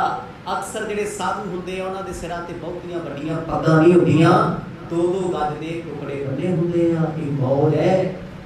ਉਹ ਕਹਿੰਦੇ 2.5 ਗਜ ਦਾ ਸਰੀਰ ਹੈ ਤੇ 2.5 ਗਜ ਦੀ ਧਰਤੀ ਮਿਲਣੀ ਤੇ 2 ਗਜ ਦਾ ਕੱਪੜਾ, ਜੇ ਮਰ ਮੁਰ ਗਏ ਤੇ ਅਗਲਾ ਉੱਪਰ ਬਾਲੂਗਾ। ਇੰਨਾ ਵੀ ਭਾਰ 2 ਗਜ ਕੱਪੜਾ ਬੰਨਣ। ਤੇ ਗੁਰੂ ਨਾਨਕ ਸਾਹਿਬ ਸੱਚੇ ਪਾਤਸ਼ਾਹ ਕਦੇ ਪਲੰਗੇ ਤੇ ਬਹਿ ਜਾਂਦੇ ਆ, ਕਦੇ ਵਿਹੜੇ 'ਚ ਬਹਿ ਜਾਂਦੇ ਆ, ਕਦੇ ਚੁਬਾਰੇ ਚੜ ਜਾਂਦੇ ਆ। ਪਰ ਗੁਰੂ ਸਾਹਿਬ ਦਾ ਕਹਿੰਦੇ ਇਹ ਲਿਬਾਸ ਬੜਾ ਹੈਰਾਨਕੁਨ ਸੀ।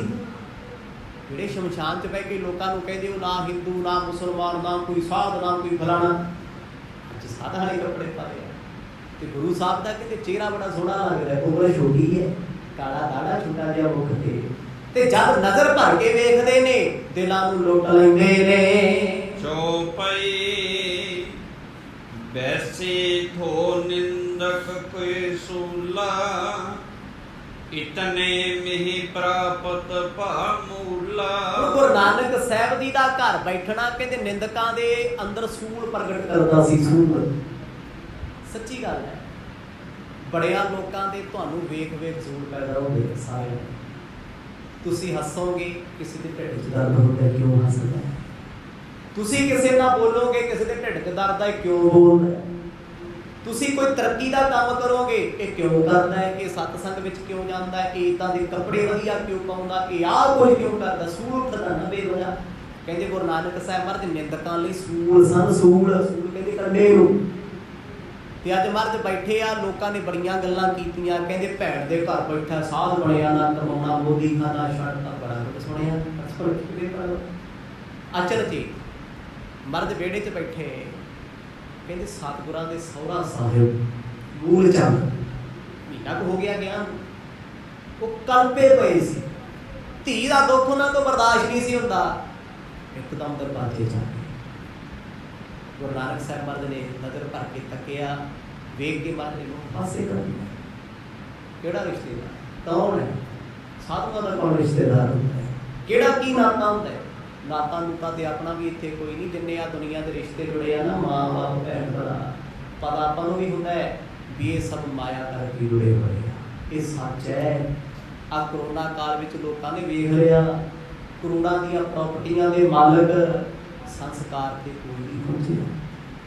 ਜਿਨ੍ਹਾਂ ਲਈ ਸਭ ਕੁਝ ਕੀਤਾ ਨਾ, ਬਾਤ ਨਹੀਂ ਪੁੱਛੀ ਕਿਸੇ ਨੇ ਜਿਉਂਦੇ ਜੀ ਵੀ ਮਰਿਆ ਤੋਂ ਕਿਹਨੇ ਪੁੱਛਣਾ ਹੈ। ਕਹਿੰਦੇ ਵੀਡੀਓ ਕਾਲ ਤੇ ਸੰਸਕਾਰ ਬੁਲਾ ਦਿਓ, ਅਸੀਂ ਕੀ ਮਰਨਾ ਥੋੜ੍ਹੀ। ਇੱਥੇ ਕੋਈ ਕਿਸੇ ਦਾ ਨਹੀਂ ਹੈ। ਦੁਨੀਆ ਨੂੰ ਭੁਲੇਖਾ ਸੀ, ਦੁਨੀਆ ਹੰਕਾਰ 'ਚ ਉੱਠਣੀ ਫਿਰਦੀ ਸੀ। ਰੱਬ ਨੇ ਇੱਕ ਛੋਟਾ ਜਿਹਾ ਕਿਣਤਾ ਸੁੱਟਿਆ, ਇੱਕ ਛੋਟਾ ਜਿਹਾ ਕਿਣਤਾ ਹਿਲਾ ਕੇ ਰੱਖਦੀ ਦੁਨੀਆ ਸਾਰੀ। ਵੱਡੇ ਵੱਡੇ ਰਿਸ਼ਤੇ, ਵੱਡੇ ਵੱਡੇ ਨਾਤੇ ਦੁਨੀਆ ਦੇ ਸਾਹਮਣੇ ਆ ਗਏ। ਕੋਈ ਇੱਥੇ ਕੋਈ ਕਿਸੇ ਦਾ ਨਹੀਂ। ਆਖੋ ਸਤਿਨਾਮ। ਜਿੰਨਾ ਮਰਜ਼ੀ ਕਿਸੇ ਦਾ ਕਰੀ ਜਾਇਓ, ਕਿਸੇ ਰਿਸ਼ਤੇਦਾਰ ਸਾਥ ਸੰਬੰਧੀ ਦਾ। ਗੁਰੂ ਤੇਗ ਬਹਾਦਰ ਸਾਹਿਬ ਜੀ ਦੀ ਬਾਣੀ ਪੜ੍ਹ ਲਿਓ, ਨਾਵੇ ਮਹੱਲੇ ਦੇ ਸ਼ਲੋਕ ਤੇ ਰਾਗ ਜੈਜਾਵੰਤੀ, ਉਹੀ ਸਮਝ ਆਊ ਜੋ ਸਤਿਗੁਰਾਂ ਨੇ ਕਿਹਾ ਇੱਕ ਦਿਨ 30-40 ਸਾਲਾਂ ਬਾਅਦ ਵੀ ਇੱਥੇ ਜਿਨ੍ਹਾਂ ਲਈ ਮੈਂ ਕੀਤਾ ਉਹਨਾਂ ਨੇ ਮੈਨੂੰ ਸਮਝਿਆ ਕੀ, ਮੈਨੂੰ ਦਿੱਤਾ ਕੀ ਹੈ। ਬਿਨਾਂ ਜੁੱਤੀਆਂ ਤੋਂ, ਬਿਨਾਂ ਗਾਲਾਂ ਤੋਂ, ਬਿਨਾਂ ਬੁਰਾਈਆਂ ਤੋਂ, ਬਿਨਾਂ ਉਲਾਂਭੇ ਤਾਨੇ ਮਿਹਣਿਆਂ ਤੋਂ ਕਿਸੇ ਇੱਕ ਬੰਦੇ ਨੇ ਜ਼ਿੰਦਗੀ ਵਿੱਚ ਕੁਝ ਖੱਟਿਆ ਹੋਵੇ ਤੇ ਉੱਠ ਕੇ ਜ਼ਰੂਰ ਦੱਸਿਓ। ਆਖੋ ਸਤਿਨਾਮ। ਵੀ ਮੈਂ ਇੰਨਾ ਕੀਤਾ ਜੀ ਆਪਣੇ ਰਿਸ਼ਤੇਦਾਰਾਂ ਦਾ, ਮੈਂ ਆਪਣੇ ਮਿੱਤਰਾਂ ਲਈ ਇੰਨਾ ਕੀਤਾ, ਜ਼ਿੰਦਗੀ ਮਿੱਟੀ ਨਾਲ ਮਿੱਟੀ ਕਰਤੀ ਜੀ, ਮੈਨੂੰ ਤੇ ਬੜਾ ਮਾਣ ਸਨਮਾਨ ਦਿੰਦੇ ਆ। ਉਲਾਂਭੇ ਤਾਨੇ ਮਿਹਣਿਆਂ ਤੋਂ ਬਿਨਾਂ ਕੁਛ ਨਹੀਂ ਮਿਲਦਾ। ਗੁਰੂ ਨਾਨਕ ਸਾਹਿਬ ਮਹਾਰਾਜ ਨੇ ਤਿਆਗ ਕਰਤਾ। ਤਿਆਗ ਤੋਂ ਭਾਵ ਕੀ ਹੈ? ਇਹ ਨਹੀਂ ਕਹਿੰਦੇ ਮਰਦ ਵੀ ਪਰਿਵਾਰ ਛੱਡ। ਸਤਿਗੁਰ ਕਹਿੰਦੇ ਰਹਿ ਪਰਿਵਾਰ ਵਿੱਚ ਪਰ ਆਸਾਂ ਨਾ ਰੱਖ ਕਿਸੇ ਤੋਂ। ਵੀ ਪੁੱਤ ਬੁਢਾਪਾ ਸਾਂਭੂ ਮੇਰਾ, ਧੀ ਮੇਰਾ ਨਾਮ ਕਰੂਗੀ, ਇੱਥੇ ਕੁਛ ਨਹੀਂ ਪਤਾ। ਪਾਣੀ ਦਾ ਗਲਾਸ ਮੰਗਿਆ ਜਿਹੜੇ ਮੁੱਕਰ ਜਾਂਦੇ, ਆਸਾਂ ਕੀ ਲਾਈ ਫਿਰਦਾ ਉਹਨਾਂ ਜਿੰਨੀਆਂ ਲਾਈਆਂ ਉਹਨਾਂ ਨੂੰ ਕੀ। ਹਾਂ, ਇਹ ਸੋਚ ਬੱਚੇ ਤੇ ਜਾਨਵਰਾਂ ਦੇ ਵੀ ਆ, ਪੰਛੀਆਂ ਦੇ ਵੀ, ਉਹ ਵੀ ਪਾਲਦੇ ਆ। ਪਾਲਣਾ ਮੇਰਾ ਫਰਜ਼ ਹੈ, ਪਰ ਇਹਨਾਂ ਤੋਂ ਮੈਂ ਜੇ ਆਸ ਰੱਖਾਂ ਵੀ ਮੇਰੀ ਜ਼ਿੰਦਗੀ ਦਾ ਸਹਾਰਾ ਬਣਨਗੇ। ਮਨਾ ਤੇਰਾ ਬਹੁਤ ਵੱਡਾ ਵਹਿਮ ਹੈ, ਰੱਬ ਤੋਂ ਬਿਨਾਂ ਤੇਰਾ ਇੱਥੇ ਕੋਈ ਨਹੀਂ। ਆਖੋ ਸਤਿਨਾਮ। ਕੋਈ ਹੋਇਆ ਜਿੱਦਣ ਤੇਰੇ ਢਿੱਡ ਵਿੱਚ ਪੀੜ ਹੋਈ ਨਾ, ਵੱਧ ਤੋਂ ਵੱਧ ਡਾਕਟਰ ਕੋਲ ਲੈ ਜਾਣਗੇ, ਬਾਅਦ ਚੋਂ ਕਹਿਣਗੇ ਬੜਾ ਚੀਕਾਂ ਮਾਰਦਾ ਯਾਰ, ਇਹਨੂੰ ਪਰਾਂ ਕਰ ਦਿਓ, ਸੌਂਰੀ ਦਿੰਦਾ ਸਾਰੀ ਦਾ। ਬੇਬੇ ਹਾਏ ਹਾਏ ਕਰਦੀ ਯਾਰ, ਜਾਨ ਨਿਕਲ ਜੇ ਮਰ ਜੇ ਚੰਗਾ ਹੀ ਹੈ। ਸੁਣਿਆ ਲੋਕਾਂ ਤੋਂ ਜਿਨ੍ਹਾਂ ਦੇ ਮਾਂ-ਬਾਪ ਬੈਠਾਂ ਦੇ ਪਏ ਆ 5-5 ਸਾਲਾਂ ਤੋਂ। ਪਤਾ ਹੈ ਵੀ ਉਹ ਹੁਣ ਨਾ ਖਾ ਸਕਦੇ ਨਾ ਕਿਤੇ ਜਾ ਸਕਦੇ, ਬੱਚਿਆਂ ਦੇ ਮੂੰਹੋਂ ਸੁਣਿਆ ਕਹਿੰਦੇ ਜੇ ਰੱਬ ਕਰੇ ਖਹਿੜਾ ਹੀ ਛੁੱਟ ਜੇ ਜੀ ਅਸੀਂ ਪ੍ਰਵਾਸੀ ਹੋ ਜੀ, ਉੱਠ ਤੇ ਸਕਦੇ ਨਹੀਂ। ਇੱਥੇ ਅਰਦਾਸਾਂ ਕਰਦੇ ਆ ਲੋਕੀ ਵੀ ਜੇ ਜਾਨ ਨਿਕਲ ਜੇ ਕੌਣ ਕਿਸੇ ਦਾ। ਗੁਰੂ ਨਾਨਕ ਸਾਹਿਬ ਮਹਾਰਾਜ ਨੇ ਰਿਸ਼ਤੇ ਨਾਤੇ ਛੱਡ ਕੇ ਵਿਖਾਤੇ ਵੀ ਜੇ ਇਹਨਾਂ ਦਾ ਕੀਤਾ ਤਾਂ ਵੀ ਆਹੀ ਸਨਮਾਨ ਦੇਣਾ ਇਹਨਾਂ ਨੇ, ਨਾ ਕੀਤਾ ਤੇ ਫਿਰ ਤੇ ਮਿਲਣਾ ਹੀ ਮਿਲਣਾ। ਆਖੋ ਸਤਿਨਾਮ। ਗੁਰੂ ਨਾਨਕ ਸਾਹਿਬ ਮਹਾਰਾਜ ਨੇ ਵੇਖ ਕੇ ਮੁਖ ਪਾਸੇ ਕਰ ਲਿਆ, ਮੂਲ ਚੰਦ ਭੜਕ ਗਏ ਦਰਵਾਜ਼ੇ। ਕਿਉਂ? 2 ਗਜ ਦਾ ਬੰਨਿਆ ਪਟਦਾ ਪਾਈ ਕਫਣੀ, ਸੀਨੇ ਅੱਗ ਲਾਉਂਦੀ। ਆਖੋ ਸਤਿਨਾਮ। ਇਹ ਆ ਗਿਆ ਘਰੇ। ਇਹ ਨਾਲ ਕੌਣ ਸੀ ਜਿਹਨੂੰ ਦੱਸ ਦੇ? ਇਹਨਾਂ ਦੀ ਧਰਮ ਪਤਨੀ ਮੂਲ ਚੰਦ ਜੀ ਨੇ ਕੁਛ ਨਹੀਂ ਵੇਖਿਆ, ਨਾ ਵੇਖਿਆ ਜੈਰਾਮ ਦਾ ਘਰ ਹੈ, ਸਤਿਗੁਰਾਂ ਦੇ ਭੈਣ ਜੀ ਬੈਠੇ ਆ, ਘਰੇ ਕੌਣ ਹੈ? ਦਰਵਾਜ਼ੇ ਵਿੱਚੋਂ ਬੋਲਣੇ ਸ਼ੁਰੂ ਹੋ ਗਏ।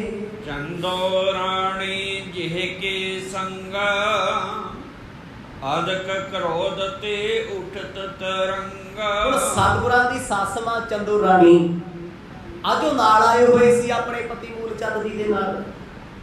ਅੱਗੇ ਤੇ ਉਹ ਦੱਸ ਕੇ ਲੈ ਕੇ ਭੜਕਾਇਆ ਹੋਇਆ ਸੀ ਪੂਰਾ ਵੀ ਉਹ ਤੇ ਸ਼ਮਸ਼ਾਨਾਂ 'ਚ ਬੈਠਾ, ਗੰਦੇ ਕੱਪੜੇ ਪਾਈ ਫਿਰਦਾ, ਕਿਹੋ ਜਿਹਾ ਜਵਾਈ ਤੇਰਾ। ਮਾਫ ਕਰਿਓ, ਕੰਨਾਂ ਦੇ ਕੱਚੇ ਲੋਕ ਆਪਣੀ ਜ਼ਿੰਦਗੀ ਨੂੰ ਤਬਾਹ ਕਰ ਲੈਂਦੇ ਨੇ ਰਿਸ਼ਤਿਆਂ 'ਚ। ਜਦੋਂ ਕਿਸੇ ਨੇ ਮਾੜੀ ਜੀ ਗੱਲ ਕਹਿਤੀ ਤੇਰੇ ਬਾਰੇ ਉਹਨੇ ਆਏ ਕਿ ਉਹਨੇ ਸੁਣਨਾ ਥੋੜੀ, ਕਨਫਰਮ ਥੋੜਾ ਕਰਨਾ ਹੈ, ਪੂਛ ਨੂੰ ਅੱਗ ਲੱਗੇ ਭੱਜਣਾ। ਹਾਂ ਕਹਿ ਕਿਵੇਂ ਦਿੱਤਾ, ਪਰ ਸਿਆਣਾ ਬੰਦਾ ਕਹਿੰਦਾ ਹੋ ਸਕਦਾ ਕਿਹਾ ਵੀ ਝੂਠ ਹੋਵੇ। ਕਹੇ ਦੀ ਗੱਲ ਛੱਡੋ, ਹੋ ਸਕਦਾ ਮੈਂ ਜੋ ਅੱਖਾਂ ਨਾਲ ਵੇਖਿਆ ਹੋਵੇ ਉਹ ਵੀ ਝੂਠ ਹੈ, ਹੋ ਸਕਦਾ ਹੈ। ਬੜਾ ਕੁਝ ਹੈ ਜੀ। ਵੱਡੇ ਵੱਡੇ ਰਿਸ਼ਤੇ, ਕਈ ਵਾਰ ਭੈਣ ਭਰਾ ਸੜਕ ਤੇ ਖੜੇ ਹੋਣ ਤੇ ਮੇਰੇ ਵਰਗਾ ਦੁਸ਼ਟ ਬੰਦਾ ਸੋਚਦਾ ਉਹ ਫਲਾਣਾ ਫਲਾਣੀ ਨਾਲ ਖੜਿਆ ਸੀ, ਕਿੱਥੇ ਲਿਖਾ ਰਹੇਗਾ। ਅਗਲਾ ਗਲਤ ਨਹੀਂ ਹੈ, ਤੇਰੀ ਫਿਰਦੀ ਕਿੰਨੀ ਗੰਦੀ ਹੈ, ਤੇਰੇ ਮਨ ਦੀ ਸੋਚ ਕਿੰਨੀ ਨੀਚ ਹੈ। ਮਨਾ ਮੇਰਿਆ ਕਿੱਥੇ ਤੇਰਾ ਭਲਾ ਹੋ ਜਾ। ਚੱਲਿਆ ਗੁਰੂ ਘਰ ਤੋਂ ਵਾਪਸ, ਵੇਖਦਾ ਕੀ ਫਿਰਦਾ ਹੈ। ਮਤਲਬ ਜੋ ਗੰਦ ਅੰਦਰ ਭਰਿਆ ਉਹੀ ਅੱਖਾਂ ਚੋਂ ਦਿਸਣਾ। ਆਖੋ ਸਤਿਨਾਮ। ਹੋ ਸਕਦਾ ਕੋਈ ਆਪਣੀ ਮਾਤਾ ਨਾਲ ਖੜੇ ਹੈ, ਕੋਈ ਪਿਓ ਆਪਣੀ ਜ਼ਬਾਨ ਧੀ ਨਾਲ ਖੜੇ ਆ, ਹੋ ਸਕਦਾ ਧੀ ਦੀ ਉਮਰ ਵੀ ਵੱਡੀ ਹੋਵੇ, ਪਿਤਾ ਨਾਲ ਖੜੇ ਆ। ਤੇ ਲੋਕ ਪਤਾ ਕੀ ਗੱਲਾਂ ਕਰਦੇ, ਤੁਹਾਨੂੰ ਵੀ ਪਤਾ ਸਮਾਜ ਵਿੱਚ ਰਹੇ ਤੇ ਲੋਕਾਂ 'ਚ ਕੀ ਅਸੀਂ ਘੱਟ ਹਾਂ। ਕਿਉਂਕਿ ਜੋ ਸਾਡੀ ਬਿਰਤੀ ਵਿੱਚ ਜਿੰਨਾ ਮਰਜ਼ੀ ਸਿਮਰਨ ਕਰ ਲੋ ਕੁਛ ਨਹੀਂ ਹੋਣਾ ਜਦੋਂ ਤੱਕ ਬਿਰਤੀ ਚੋਂ ਗੰਦ ਨਹੀਂ ਨਾ ਨਿਕਲਦਾ। ਗੰਦਗੀ ਦੇ ਕੀੜੇ ਰਹਿਣਾ। ਆਖੋ ਸਤਿਨਾਮ। ਬਾਤ ਕਹਿੰਦੇ ਬਾਣੀ ਪੜਿਆ ਤੇਰੀ ਬਿਰਤੀ ਸ਼ੁੱਧ ਹੋਵੇ, ਕਥਾ ਸੁਣਿਆ, ਕੀਰਤਨ ਸੁਣਿਆ, ਬਾਣੀ ਸੁਣਿਆ, ਤੇਰੇ ਅੰਦਰ ਦੀ ਬਿਰਤੀ ਸ਼ੁੱਧ ਹੋਵੇ। ਜੇ ਸ਼ੁੱਧ ਨਹੀਂ ਹੁੰਦੀ ਕਮ ਸੇ ਕਮ ਸਾਫ਼ ਹੀ ਕਰਦਾ, ਸਾਫ਼ ਕਰਦਾ। ਹੁਣ ਜਦੋਂ ਮੂਲ ਚੰਦ ਜੀ ਦੀ ਪਤਨੀ ਸਤਿਗੁਰਾਂ ਦੀ ਸੱਸ ਮਾਂ ਚੰਦੋ ਰਾਣੀ ਨੇ ਸੁਣਿਆ ਸੀ, ਸੁਣ ਕੇ ਕੰਨਾਂ 'ਚ ਜ਼ਹਿਰ ਘੁਲਿਆ ਸੀ, ਜ਼ਹਿਰ। ਉਹ ਕਿੱਥੇ ਆਪਣੇ ਜਵਾਈ ਨੂੰ ਵੇਖ ਕੇ ਰਾਜੀ ਸੀ, ਪਹਿਲੇ ਸੁਣਿਆ। ਜਦ ਕਹਿੰਦੇ ਮਰਦ ਨੂੰ ਵੇਖਿਆ ਨਾ ਭਗਵੇਂ ਕੱਪੜੇ ਪਾ ਕੇ ਘਰ ਬੈਠੇ, ਭਾਈ ਬਾਲਾ ਜੀ ਦੱਸਦੇ ਆ ਕਹਿੰਦੇ ਕ੍ਰੋਧ ਦੇ ਵਿੱਚ ਇਹ ਸਮਝ ਲਓ ਵੀ ਅੰਨੀ ਹੁੰਦੀ ਜਾ ਰਹੀ ਹੈ, ਉਹਦੇ ਧਰਤੀ ਤੇ ਪੈਰ ਨਹੀਂ ਲੱਗਦੇ। ਸੱਸ ਮਾਂ ਦਰਵਾਜ਼ੇ ਵਿੱਚ ਵੇਖ ਸਤਿਗੁਰਾਂ ਨੂੰ ਅੰਦਰ ਨਹੀਂ ਆ ਰਹੀ। ਇੰਨਾ ਗੁੱਸਾ ਇਹ ਕੀ ਹੈ? ਇਹ ਹੁੱਛਾ ਹੈ, ਇਸ ਤੋਂ ਬਚਣਾ ਹੈ। ਸਾਡੀ ਜ਼ਿੰਦਗੀ ਸਾਰਿਆਂ ਦੀ ਇਦਾਂ ਹੀ ਹੈ। ਸਾਨੂੰ ਕੋਈ ਮਾੜਾ ਜਿਹਾ ਕੋਈ ਬੰਦਾ ਭੜਕਾ ਦੇਣਾ ਵੀ ਤੇਰੇ ਬਾਰੇ ਫਲਾਣੇ ਬੰਦੇ ਨੇ ਮੈਨੂੰ ਏਦਾਂ ਕਿਹਾ, ਕਿਸੇ ਚੁਗਲਖੋਰ ਦੀ ਗੱਲ ਵਿੱਚ ਆ ਕੇ ਬਸ ਆਪਾ ਗਵਾ ਲਿਆ। ਕੀਤੀ ਭਗਤੀ ਜਪ ਤਪ ਸੰਜਮ, ਇੱਕ ਪਲ 'ਚ ਬਰਬਾਦ ਹੋ ਗਿਆ। ਕੀਤਾ 30 ਸਾਲ ਦਾ ਨਿਤਨੇਮ ਜ਼ੀਰੋ ਹੋ ਗਿਆ। ਕਿਉਂ? ਮਨ ਪਾਪੀ ਬਣ ਗਿਆ, ਮਨ ਬੇਕਾਰੀ ਬਣ ਗਿਆ। ਸੱਸ ਚੰਦੋ ਰਾਣੀ ਮੂਲ ਚੰਦ ਦਰਵਾਜ਼ੇ 'ਤੇ ਵੇਖ ਕੇ ਖੜ ਕੇ ਕਹਿੰਦਾ ਵੇਖ ਤੇਰਾ ਜਵਾਈ। ਅਸੀਂ ਨਹੀਂ ਗਿਆ, ਇੰਨਾ ਹੀ ਕਹਿਣ ਦੀ ਦੇਰ ਸੀ, ਚੁਆਤੀ ਲਾਈ ਹੈ। ਬਾਕੀ ਜੋ ਕੁਝ ਸੁਣਿਆ ਸੀ ਅੱਖਾਂ ਸਾਹਮਣੇ ਆ ਗਿਆ। ਮਨ ਹੋ ਗਿਆਨ ਨਿਜ ਦਲ ਸੋ ਬੈਸਾ, ਸਤ ਸੰਤੋਖ ਸ਼ਾਂਤ ਸਮ ਭੈਸਾ। ਇੱਥੇ ਫਿਰ ਭਾਈ ਬਾਲਾ ਜੀ ਨੇ ਪ੍ਰਮਾਣ ਦਿੱਤਾ, ਕਹਿੰਦੇ ਗੁਰੂ ਨਾਨਕ ਸਾਹਿਬ ਮਹਾਰਾਜ ਮੰਨ ਲਓ ਵੀ ਗਿਆਨ ਸਰੂਪ ਸਤ ਸੰਤੋਖ ਆਪ ਬੈਠੇ ਸੀ ਕਿ ਮਨਮੁਖ ਬੰਦੇ ਨੂੰ ਸਤ ਹਜ਼ਮ ਹੋਏਗਾ, ਸੰਤੋਖ ਹਜ਼ਮ ਹੋਊ, ਰੱਬ ਦੀ ਸਿਫਤ ਹਜ਼ਮ ਹੋਊ। ਉਹ ਕਹਿੰਦਾ ਮੇਰੇ ਤੋਂ ਵੱਧ ਸਿਆਣਾ ਕੋਈ ਨਹੀਂ, ਤੂੰ ਕਿਵੇਂ ਕਹੀ ਜਾਂਦਾ ਰੱਬ ਸਾਰਾ ਕੁਝ ਕਰਦਾ ਯਾਰ, ਮੈਂ ਜਾਣਦਾ ਬੜਾ, ਮੇਰੇ ਤੋਂ ਵੱਧ ਕੌਣ। ਕਹਿੰਦੇ ਗੁਰੂ ਸਾਹਿਬ ਦਾ ਉਹ ਚਿਹਰਾ, ਉਹ ਰੂਪ ਸੋਹਣਾ, ਇਹਨਾਂ ਤੋਂ ਝੱਲਿਆ ਗਿਆ ਨਾ। ਜਾਣੇ ਅਗਿਆਨ ਆਪਨ ਤਨ ਧਾਰੀ, ਦਲ ਲੈ ਕਰਿਓ ਕ੍ਰੋਧ ਅਗਵਾਰੀ। ਤੇ प्रमाण दिता कहते अज्ञान अज्ञान हुंदा हनेरा अंधकार कहते अज्ञान अपनियां फौजां नूं लैके फौजां जिहड़ियां मोह क्रोध बेकार लालच सारा कुछ ते मूल चंद जी दा पैसा पैसा हाय मेरा जवाई इदा करता है, हाय साडी मंदा क्यों नहीं, मेरी धी दुखी है, ये क्लेश करता है, ये घर तो बाहर फिरदा है। ऐसी अज्ञान दी फौज कहते एक हनेरा मान लो सूरज नाल टक्करन वास्ते चले है। सूरज दा की गल हनेरा कदे कोई कर सकदा है?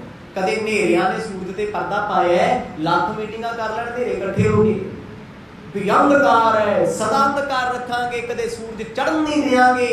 वो जिदन वो चढ़ गया ना लभदे नहीं हुंदे आखो सतनाम। कहते अज्ञानता दा हनेरा सतगुरां दे सोहरा साहिब मूल सस चंदू रानी जो एक सूई दे नक्के जिन्ना भी गुरु पातशाह नूं जाणदे नहीं। और में चहत पलायन कीना आए ठंड जे प्रभ आसीना। ਜਦੋਂ ਸਤਿਗੁਰਾਂ ਨੂੰ ਵੇਖਿਆ ਕਹਿੰਦੇ ਤਨ ਮਨ ਨੂੰ ਅੱਗ ਲੱਗੀ, ਸੋਚਣ ਵੀ ਭੱਜ ਜੀਏ ਤੂੰ ਖੜੀਏ ਨਾ। ਹੋਣਾ ਕੀ ਚਾਹੀਦਾ ਜਿਨ੍ਹਾਂ ਨੂੰ ਵੇਖ ਲੋਕਾਂ ਦੇ ਅੰਦਰ ਦੀ ਅੱਗ ਬੁਝ ਜਾਂਦੀ ਹੈ, ਜਿਨ੍ਹਾਂ ਨੂੰ ਵੇਖ ਤਪਿਆ ਬੰਦਾ ਨਾ ਅੰਦਰੋਂ ਦੁਖੀ ਹੋਇਆ ਚਰਨੀ ਟਿਕ ਕੇ ਸ਼ਾਂਤ ਹੋ ਜਾਂਦਾ ਹੈ। ਕਹਿੰਦੇ ਉਸ ਰੱਬ ਪਿਆਰੇ ਸੂਰਜ ਸੱਜਣ ਚੰਦਰਮਾ ਨੂੰ ਵੇਖ, ਉਸ ਠੰਡੇ ਚੰਦਨ ਨੂੰ ਵੇਖ ਅੰਦਰੋਂ ਇੰਨਾ ਸੜ ਬਲ ਗਿਆ ਆ ਕੇ ਬੇਵਸ ਹੋ ਕੇ ਸਾਹਮਣੇ ਖੜ ਗਏ। ਰਾਮ ਰਾਮ ਸਤਿ ਸ੍ਰੀ ਅਕਾਲ ਕੁਛ ਨਹੀਂ, ਕੋਈ ਪੈਰੀ ਪੈਰ ਕੁਛ ਨਹੀਂ ਹੋਣਾ ਪਿਆ ਤੇ ਗੁਰੂ ਸਾਹਿਬ ਜੀ ਨੇ ਨਾ ਬੁਲਾਇਆ ਮਰਜ ਆਪਣੇ ਆਨੰਦ 'ਚ ਬੈਠੇ ਆ, ਉਹਨਾਂ ਕਿਸੇ ਨੂੰ ਕੁਛ ਨਹੀਂ ਕਿਹਾ। ਜੇ ਚੰਗਾ ਨਹੀਂ ਕਿਹਾ ਕਿ ਮਾੜਾ ਨਹੀਂ ਕੋਈ, ਕਿਉਂਕਿ ਮਰਦ ਨੇ ਵੇਖ ਲਿਆ ਕਿ ਤੇ ਸਾਨੂੰ ਵੇਖ ਪਹਿਲਾਂ ਹੀ ਇੰਨੇ ਕਲਪ ਗਏ, ਮਤਲਬ ਅੰਦਰ ਉਹਨਾਂ ਨੇ ਕੀ ਸੁਣਿਆ ਹੋਣਾ। ਕੋਈ ਇਨਸਾਨ ਤੁਹਾਨੂੰ ਵੇਖ ਨਫ਼ਰਤ ਕਰਦਾ ਹੈ, ਇਹ ਸੋਚੋ ਦੇ ਕੰਨਾਂ ਵਿੱਚ ਕਿੰਨਾ ਤੇ ਮਨ ਵਿੱਚ ਜ਼ਹਿਰ ਕਿੰਨਾ ਹੋਣਾ। ਉਹਨੂੰ ਆਪਣਾ ਕਿੱਥੋਂ ਬਣਾ ਲੇਗਾ, ਉਹ ਤੇ ਬਣ ਹੀ ਨਹੀਂ ਸਕਦਾ ਤੇਰਾ। ਜਦ ਤੋਂ ਗੁਰੂ ਨਾਨਕ ਸਾਹਿਬ ਮਹਾਰਾਜ ਨੇ ਨਜ਼ਰ ਭਰ ਕੇ ਨਾ ਇੱਕ ਪਾਸੇ ਵੇਖ ਲਿਆ, ਜਦ ਪਤਾ ਕੀ ਕਹਿੰਦੇ ਆਹੋ ਹੁਣ ਕਿੱਥੇ ਅੱਖਾਂ ਬੁਲਾਏਗਾ, ਕਿੱਥੇ ਬੁਲਾ ਲੇਗਾ ਅੱਖ। ਆ ਜਿਹੜੇ ਕੱਪੜੇ ਪਾਈ ਬੈਠਾ, ਜਿਹੜਾ ਲਿਬਾਸ ਪਾਈ ਬੈਠਾ, ਦੱਸ ਤੈਨੂੰ ਸ਼ੋਭਾ ਦਿੰਦਾ ਏ। ਧਰ ਨਿਸ਼ਠਰਤਾ ਬਚਨ ਉਚਾਰੇ ਅਬ ਫਕੀਰ ਕੋ ਵੇਖ ਸੁਧਾਰੇ। ਬੜੀ ਕਠੋਰਤਾ ਦੇ ਨਾਲ ਬੜੇ ਕੌੜੇ ਸ਼ਬਦ ਮੂਲ ਚੰਦ ਜੀ ਦੇ ਸਨ। ਭਾਈ ਬਾਲਾ ਜੀ ਦੱਸ ਰਹੇ ਨੇ ਉਸ ਵੇਲੇ, ਕਹਿੰਦੇ ਆਹੀ ਕਸਰ ਰਹਿ ਗਈ ਸੀ ਤੇਰੇ ਕੱਪੜੇ ਪਾਉਣ। ਫਕੀਰ ਬਣ ਗਿਆ, ਸਾਧ ਬਣ ਗਿਆ, ਕਿਉਂਕਿ ਜਦ ਰਿਸ਼ਤਾ ਹੋਇਆ ਸੀ ਉਹ ਫਕੀਰ ਥੋੜਾ ਸੀ, ਉਹ ਤਾਂ ਸਾਧ ਥੋੜਾ ਸੀ। ਓਏ ਉਹ ਤਾਂ ਦੁਨੀਆ ਦੀ ਨਜ਼ਰ 'ਚ ਇੱਕ ਬਿਜ਼ਨਸ ਮੈਨ ਸਨ, ਮੋਦੀ ਖਾਨਾ ਚਲਾਉਣ ਵਾਲੇ ਸੀ। ਬਾਪੂ ਜੀ ਜੈ ਰਾਮ ਜੀ ਹੁੱਬ ਹੁੱਬ ਕੇ ਦੱਸਦੇ ਸੀ, ਕਹਿੰਦੇ ਪੁੱਤ ਦੀ ਕਮਾਈ ਬੜੀ ਹੈ। ਤੇ ਹੁਣ ਸਭ ਯਾਦ ਹੋ ਗਿਆ, ਕਰਮ ਗਏ ਨੇ ਦੁਨਿਆਵੀ ਪੱਧਰ ਤੇ ਬਿਲਕੁਲ ਠੀਕ ਨੇ, ਜਦੋਂ ਪਰ ਗੁਰੂ ਸਾਹਿਬ ਦੀ ਤਰਫ ਵੇਖਦੇ ਬਿਲਕੁਲ ਰੌਂਗ ਹੈ। ਹੁਣ ਸੂਰਜ ਦੇ ਸਾਹਮਣੇ ਕੋਈ ਆਖੇ ਦੀਵਾ ਵੀ ਮੈਂ ਬੁਝਾ ਦਿਆਂਗਾ, ਸੂਰਜ ਮੇਰਾ ਚਾਨਣ ਜਾਦੇ ਹੈ, ਨਹੀਂ ਬੁਝ ਸਕਦਾ। ਮੇਰੇ ਸਤਿਗੁਰਾਂ ਦੀ ਹਲੀਮੀ ਵੇਖੋ, ਦਰਪਣ ਵੇਖੋ, ਮਰਜੀ ਤਾਂ ਬੈਠੇ ਜਿਵੇਂ ਕਦੇ ਹੋਇਆ ਹੀ ਕੁਛ ਨਹੀਂ ਹੁੰਦਾ। ਉਹ ਇੰਨੇ ਕੌੜੇ ਸ਼ਬਦ ਉਹਨਾਂ ਨੇ ਬੋਲੇ। ਭਾਈ ਬਾਲਾ ਜੀ ਕਹਿੰਦੇ ਮਰਦ ਮੈਂ ਬਿਆਨ ਨਹੀਂ ਕਰ ਸਕਦਾ ਜੋ ਕੁਛ ਉਹਨਾਂ ਨੇ ਬੋਲਿਆ। ਕਹਿੰਦੇ ਮੈਂ ਕੰਨਾਂ ਨਾਲ ਸੁਣਿਆ, ਮੈਂ ਉਸੇ ਵੇਲੇ ਉੱਥੇ ਸੀ, ਆ ਕੇ ਉਹਨਾਂ ਪਾਣੀ ਨਹੀਂ ਪੀਤਾ, ਹਾਲ ਚਾਲ ਹੀ ਪੁੱਛਿਆ ਜੈ ਰਾਮ ਜੀ ਦਾ ਵੀ। ਗੁਰੂ ਸਾਹਿਬ ਨੂੰ ਵੇਖ ਕੇ ਭੜਕ ਗਏ ਹੋ। ਸੋਚੋ ਜਿਸ ਰੱਬ ਨੂੰ ਵੇਖਿਆ ਅੰਦਰ ਦੀ ਭੁੱਖ ਲੱਥ ਜਾਂਦੀ ਹੈ, ਅੰਦਰ ਦਾ ਕ੍ਰੋਧ ਗੁੱਸਾ ਖਤਮ ਹੋ ਜਾਂਦਾ ਹੈ। ਜੇ ਉਹਨੂੰ ਵੇਖ ਕੇ ਗੁੱਸਾ ਚੜ ਜੇ, ਜੇ ਸੱਜਣ ਨੂੰ ਵੇਖ ਗੁੱਸਾ ਆ ਜੇ, ਸਮਝ ਲੈ ਤੂੰ ਕਦੇ ਸਮਝਿਆ ਹੀ ਨਹੀਂ। ਆਖੋ ਸਤਨਾਮ, ਤੂੰ ਜਾਣੇ ਕੁਛ ਨਹੀਂ ਉਹਦੇ ਬਾਰੇ। ਹੁਣ ਇੱਕ ਬੰਦਾ ਫੁੱਲਾਂ ਦੀ ਬਗੀਚੀ 'ਚ ਜਾਵੇ, ਉਹਨੂੰ ਆਵੇ ਖੁਸ਼ਬੂ, ਸਾਰੇ ਲੋਕ ਕਹਿੰਦੇ ਖੁਸ਼ਬੂ ਹੈ, ਤੇ ਇੱਕ ਆਖੇ ਮੈਨੂੰ ਇੱਥੋਂ ਬਦਬੂ ਆਉਂਦੀ ਹੈ, ਸਮੈਲ ਆਉਂਦੀ, ਕੋਈ ਭਾਈ ਤੇਰਾ ਵੀ ਫੁੱਲ ਤੇ ਖੁਸ਼ਬੂ ਦੇ ਰਿਹਾ ਨਾ। ਜੇ ਤੇਰੀ ਆਪਣੀ ਨਾਸਤਾ ਵਿੱਚ ਹੀ ਦੁਰਗੰਧ ਹੈ, ਤੇਰੇ ਆਪਣੇ ਮੂੰਹ ਦੇ ਵਿੱਚ ਹੀ ਬਦਬੂ ਹੈ, ਫਿਰ ਫੁੱਲ ਦਾ ਕੀ ਕਸੂਰ ਹੈ? ਕੀ ਕਸੂਰ ਹੈ? ਜਗਤ ਗੁਰੂ ਨਾਨਕ ਸਾਹਿਬ ਮਹਾਰਾਜ ਨੂੰ ਕਹਿੰਦੇ ਜਦੋਂ ਮੂਲ ਚੰਦ ਬੋਲੇ, ਫਿਰ ਸੱਸ ਮਾਂ ਪਿੱਛੇ ਕਿੱਥੇ ਰਹਿਣ ਵਾਲੀ ਹੈ। ਕਹਿੰਦੀ ਸ਼ਾਬਾਸ਼ ਤੇਰੇ, ਰੱਬ ਤੇਰੀ ਉਮਰ ਨੂੰ ਭਾਗ ਲਾਵੇ। ਕਿਹੋ ਜਿਹੇ ਕੱਪੜੇ ਪਾਈ ਬੈਠੇ, ਉਹਨਾਂ ਇਹੋ ਜਿਹੇ ਸ਼ਬਦ ਬੋਲੇ ਮੈਂ ਨਹੀਂ ਬੋਲ ਸਕਦਾ। ਕਹਿੰਦੇ ਤੈਨੂੰ ਮਾੜੀ ਮੋਟੀ ਬਿਲਕੁਲ ਵੀ ਹੈ, ਚੜੀ ਉੱਠੀ ਤੈਨੂੰ ਬਿਲਕੁਲ ਪਰਵਾਹ ਨਹੀਂ, ਆ ਕਿਹੋ ਜਿਹੇ ਕੱਪੜੇ ਪਾਏ ਆ, ਦੱਸ ਤੈਨੂੰ ਸ਼ੋਭਾ ਦਿੰਦੇ ਨੇ। ਦੋਹਰ ਧਰ ਕਰ ਵੇਖ ਦਿਖਾਵਈ ਸਾਧ ਬਨਿਓ ਜਗ ਤੇ ਮਾਹੀ। ਫਿਰ ਮੂਲ ਚੰਦ ਗੁੱਸੇ ਚ ਆਖਣ ਲੱਗੇ, ਕਹਿੰਦੇ ਆ ਲਿਬਾਸ ਪਾ ਕੇ ਸਾਧ ਬਣਿਆ ਫਿਰਦਾ ਦੁਨੀਆ ਦੇ ਵਿੱਚ, ਤੈਨੂੰ ਪਤਾ ਸਾਧ ਕੌਣ ਹੁੰਦਾ ਹੈ? ਓਏ ਪਖੰਡੀਆਂ ਸਾਧਾਂ ਦੇ ਘਰ ਦੂਰ ਹੁੰਦੇ ਆ, ਆਖੋ ਸਤਿਨਾਮ। ਹੈ ਤੇ ਵਾਕਈ ਹੀ ਦੂਰ ਨੇ, ਬਹੁਤ ਦੂਰ ਹੈ। ਸਾਧੂ ਬਣਨਾ ਕੋਈ ਖੇਡ ਨਹੀਂ ਹੈ। ਜਿਹਨੇ ਮਨ ਸਾਧ ਲਿਆ ਨਾ ਆਪਣਾ ਮਨ, ਉਹ ਸਾਧੂ ਹੈ। ਬਣ ਨੇ ਲੈ ਮਨ ਸਾਧੇ ਸਿੱਧ ਹੋਈ। ਜੇ ਮਨ ਉਦਾਂ ਹੀ ਕਲਪਦਾ ਫਿਰਦਾ ਨਾ ਵਿਸ਼ਿਆਂ ਵਿਕਾਰਾਂ ਚ, ਦੁਨੀਆ ਦੇ ਪਦਾਰਥਾਂ ਦੇ ਵਿੱਚ, ਤੈਨੂੰ ਤੇਰਾ ਸਰੀਰ ਸਾਧ ਨਹੀਂ ਬਣਾ ਸਕਦਾ। ਗੁਰੂ ਸਾਹਿਬ ਨੂੰ ਕਹਿੰਦਾ ਤੂੰ ਪਖੰਡ ਕਰਦਾ ਹੈ, ਤੂੰ ਸਾਧ ਬਣਿਆ ਫਿਰਦਾ ਹੈ। ਉਹ ਤੇਰੇ ਚ ਸਾਧਾ ਵਾਲਾ ਇੱਕ ਵੀ ਕੋਈ। ਦੁਨੀਆ ਤੇ ਰੱਬ ਨੂੰ ਵੀ ਕਹਿੰਦੀ ਤੂੰ ਸਾਧ ਨਹੀਂ ਹੋ ਸਕਦਾ, ਆਖੋ ਸਤਿਨਾਮ। ਸਾਧ ਨਹੀਂ ਹੋ ਸਕਦਾ। ਹੁਣ ਭਾਈ ਗੁਰਦਾਸ ਜੀ ਨੂੰ ਪੁੱਛੀਏ, ਉਹ ਕਹਿੰਦੇ ਮੈਨੂੰ ਦੁਨੀਆ ਤੇ ਸਾਧ ਦਿਸਦਾ ਹੀ ਕੋਈ। ਥੰਮੇ ਕੋਈ ਨਾ ਸਾਧ ਬਿਨ, ਸਾਧ ਨਾ ਡਿਠਾ ਜਗ ਵਿੱਚ ਕੋਆ। ਕਹਿੰਦੇ ਕੌਣ ਹੈ ਮੈਨੂੰ ਗੁਰੂ ਨਾਨਕ ਸਾਹਿਬ ਤੋਂ ਬਿਨਾਂ ਕੋਈ ਸਾਧ ਦਿਸਦਾ ਨਹੀਂ। ਮਨ ਸਾਧਨ ਵਾਲਾ, ਮਨ ਦੀ ਸਾਧਨਾ ਕਰਨ ਵਾਲਾ। ਹੱਠ ਕਰਨ ਵਾਲੇ ਦੇ ਬੜੇ ਫਿਰਦੇ ਆ, ਸਿੱਧਾਂ ਨੇ ਬੜੇ ਹੱਠ ਕੀਤੇ, ਮਨ ਦੇ ਰੱਬ ਥੋੜਾ ਮਿਲੇ ਐ। ਮੂਲ ਚੰਦ ਕਹਿੰਦੇ ਉਹ ਬਸ ਕਰ ਪਖੰਡ ਕਰਨੇ, ਛੱਡ ਪਰਾਂ, ਤੇਰੇ ਤੋਂ ਕਿਸੇ ਨੇ ਪ੍ਰਭਾਵਿਤ ਨਹੀਂ ਹੋਣਾ, ਤੈਨੂੰ ਕਿਸੇ ਨੇ ਸਾਧੂ ਨਹੀਂ ਕਹਿਣਾ, ਆਖੋ ਸਤਿਨਾਮ। ਨਾ ਤੂੰ ਗ੍ਰਸਥ ਧਰਮ ਜੋਗਾ ਰਹਿਣਾ, ਨਾ ਤੂੰ ਸਾਧਾ ਜੋਗਾ ਰਹਿਣਾ ਏ। ਉਭੈ ਆਤਮਜ ਭਜ ਕਹੋ ਕੀ ਭਾਂਤ ਬਿਤਾਹੀ। ਕੀ ਕਰੀਏ ਤੇਰੇ ਸਾਧ ਗੁਣੇ ਨੂੰ? ਚੰਦ ਕਹਿੰਦੇ ਆ ਓਏ ਤੇਰੇ ਦੋਨੇ ਪੁੱਤ ਛੋਟੇ ਛੋਟੇ ਆ, ਪਤਨੀ ਤੇਰੀ ਬਿਲਕਦੀ ਹੈ, ਅੱਗ ਲਾਉਣੀ ਇਹੋ ਜਿਹੇ ਸਾਧ ਗੁਣੇ ਨੂੰ, ਆਖੋ ਸਤਿਨਾਮ। ਇੰਨੇ ਗੁੱਸੇ ਚ ਬੋਲਦੇ ਕਿਉਂ? ਹੱਕ ਆ ਉਹਨਾਂ ਨੂੰ, ਧੀ ਦਾ ਦੁੱਖ ਤਾਂ ਬੋਲਦੇ ਕਿਉਂਕਿ ਮਾਫ ਕਰਿਓ ਮੂਲ ਚੰਦ ਤੇ ਸੱਸ ਚੰਦੋ ਰਾਣੀ ਹੈ ਤੇ ਵੱਡੇ ਭਾਗ ਨੇ ਜਿਨ੍ਹਾਂ ਨੂੰ ਗੁਰੂ ਸਾਹਿਬ ਦਾ ਰਿਸ਼ਤਾ ਨਾਲ ਜੁੜਿਆ ਹੋਇਆ ਹੈ, ਪਰ ਮਰਦ ਨੇ ਭਰਮ ਦਾ ਜਾਲ ਪਾਇਆ, ਨਹੀਂ ਸਮਝ ਪਾ ਰਹੇ। ਕਹਿੰਦੇ ਕੀ ਕਰੀਏ ਤੇਰੇ ਸਾਧ ਪੁਣੇ ਨੂੰ, ਸਾਡੀ ਧੀ ਦਾ ਘਰ ਉਜਾੜ ਕੇ ਰੱਖਦਾ। ਨਾ ਤੂੰ ਗ੍ਰਸਤੀਆਂ ਚੋਂ ਗ੍ਰਸਤੀਆਂ, ਨਾ ਤੂੰ ਸਾਧਾਂ ਵਿੱਚੋਂ ਸਾਧੀ ਹੈ। ਓਏ ਤੂੰ ਤੇ ਪਖੰਡੀ ਹੈ, ਬਹਿਰੂਪੀਆ ਹੈ, ਦਿਖਾਵੇਬਾਜ਼ ਹੈ, ਅਡੰਬਰ ਕਰਦਾ ਹੈ। ਘਰ ਜਾ ਕੇ ਬੋਲਦੇ ਆ। ਸੋ ਸਮਾਂ ਸਮਾਪਤ ਹੈ ਜੀ। ਜੋ ਕੁਝ ਵੀ ਹੋ ਰਿਹਾ ਸਤਿਗੁਰਾਂ ਦੀ ਕਿਰਪਾ ਦੇ ਨਾਲ ਕੱਲ ਦੇ ਦੀਵਾਨਾਂ ਚ ਸਰਵਣ ਕਰਾਂਗੇ। ਵਾਹਿਗੁਰੂ ਵਾਹਿਗੁਰੂ ਵਾਹਿਗੁਰੂ ਵਾਹਿਗੁਰੂ।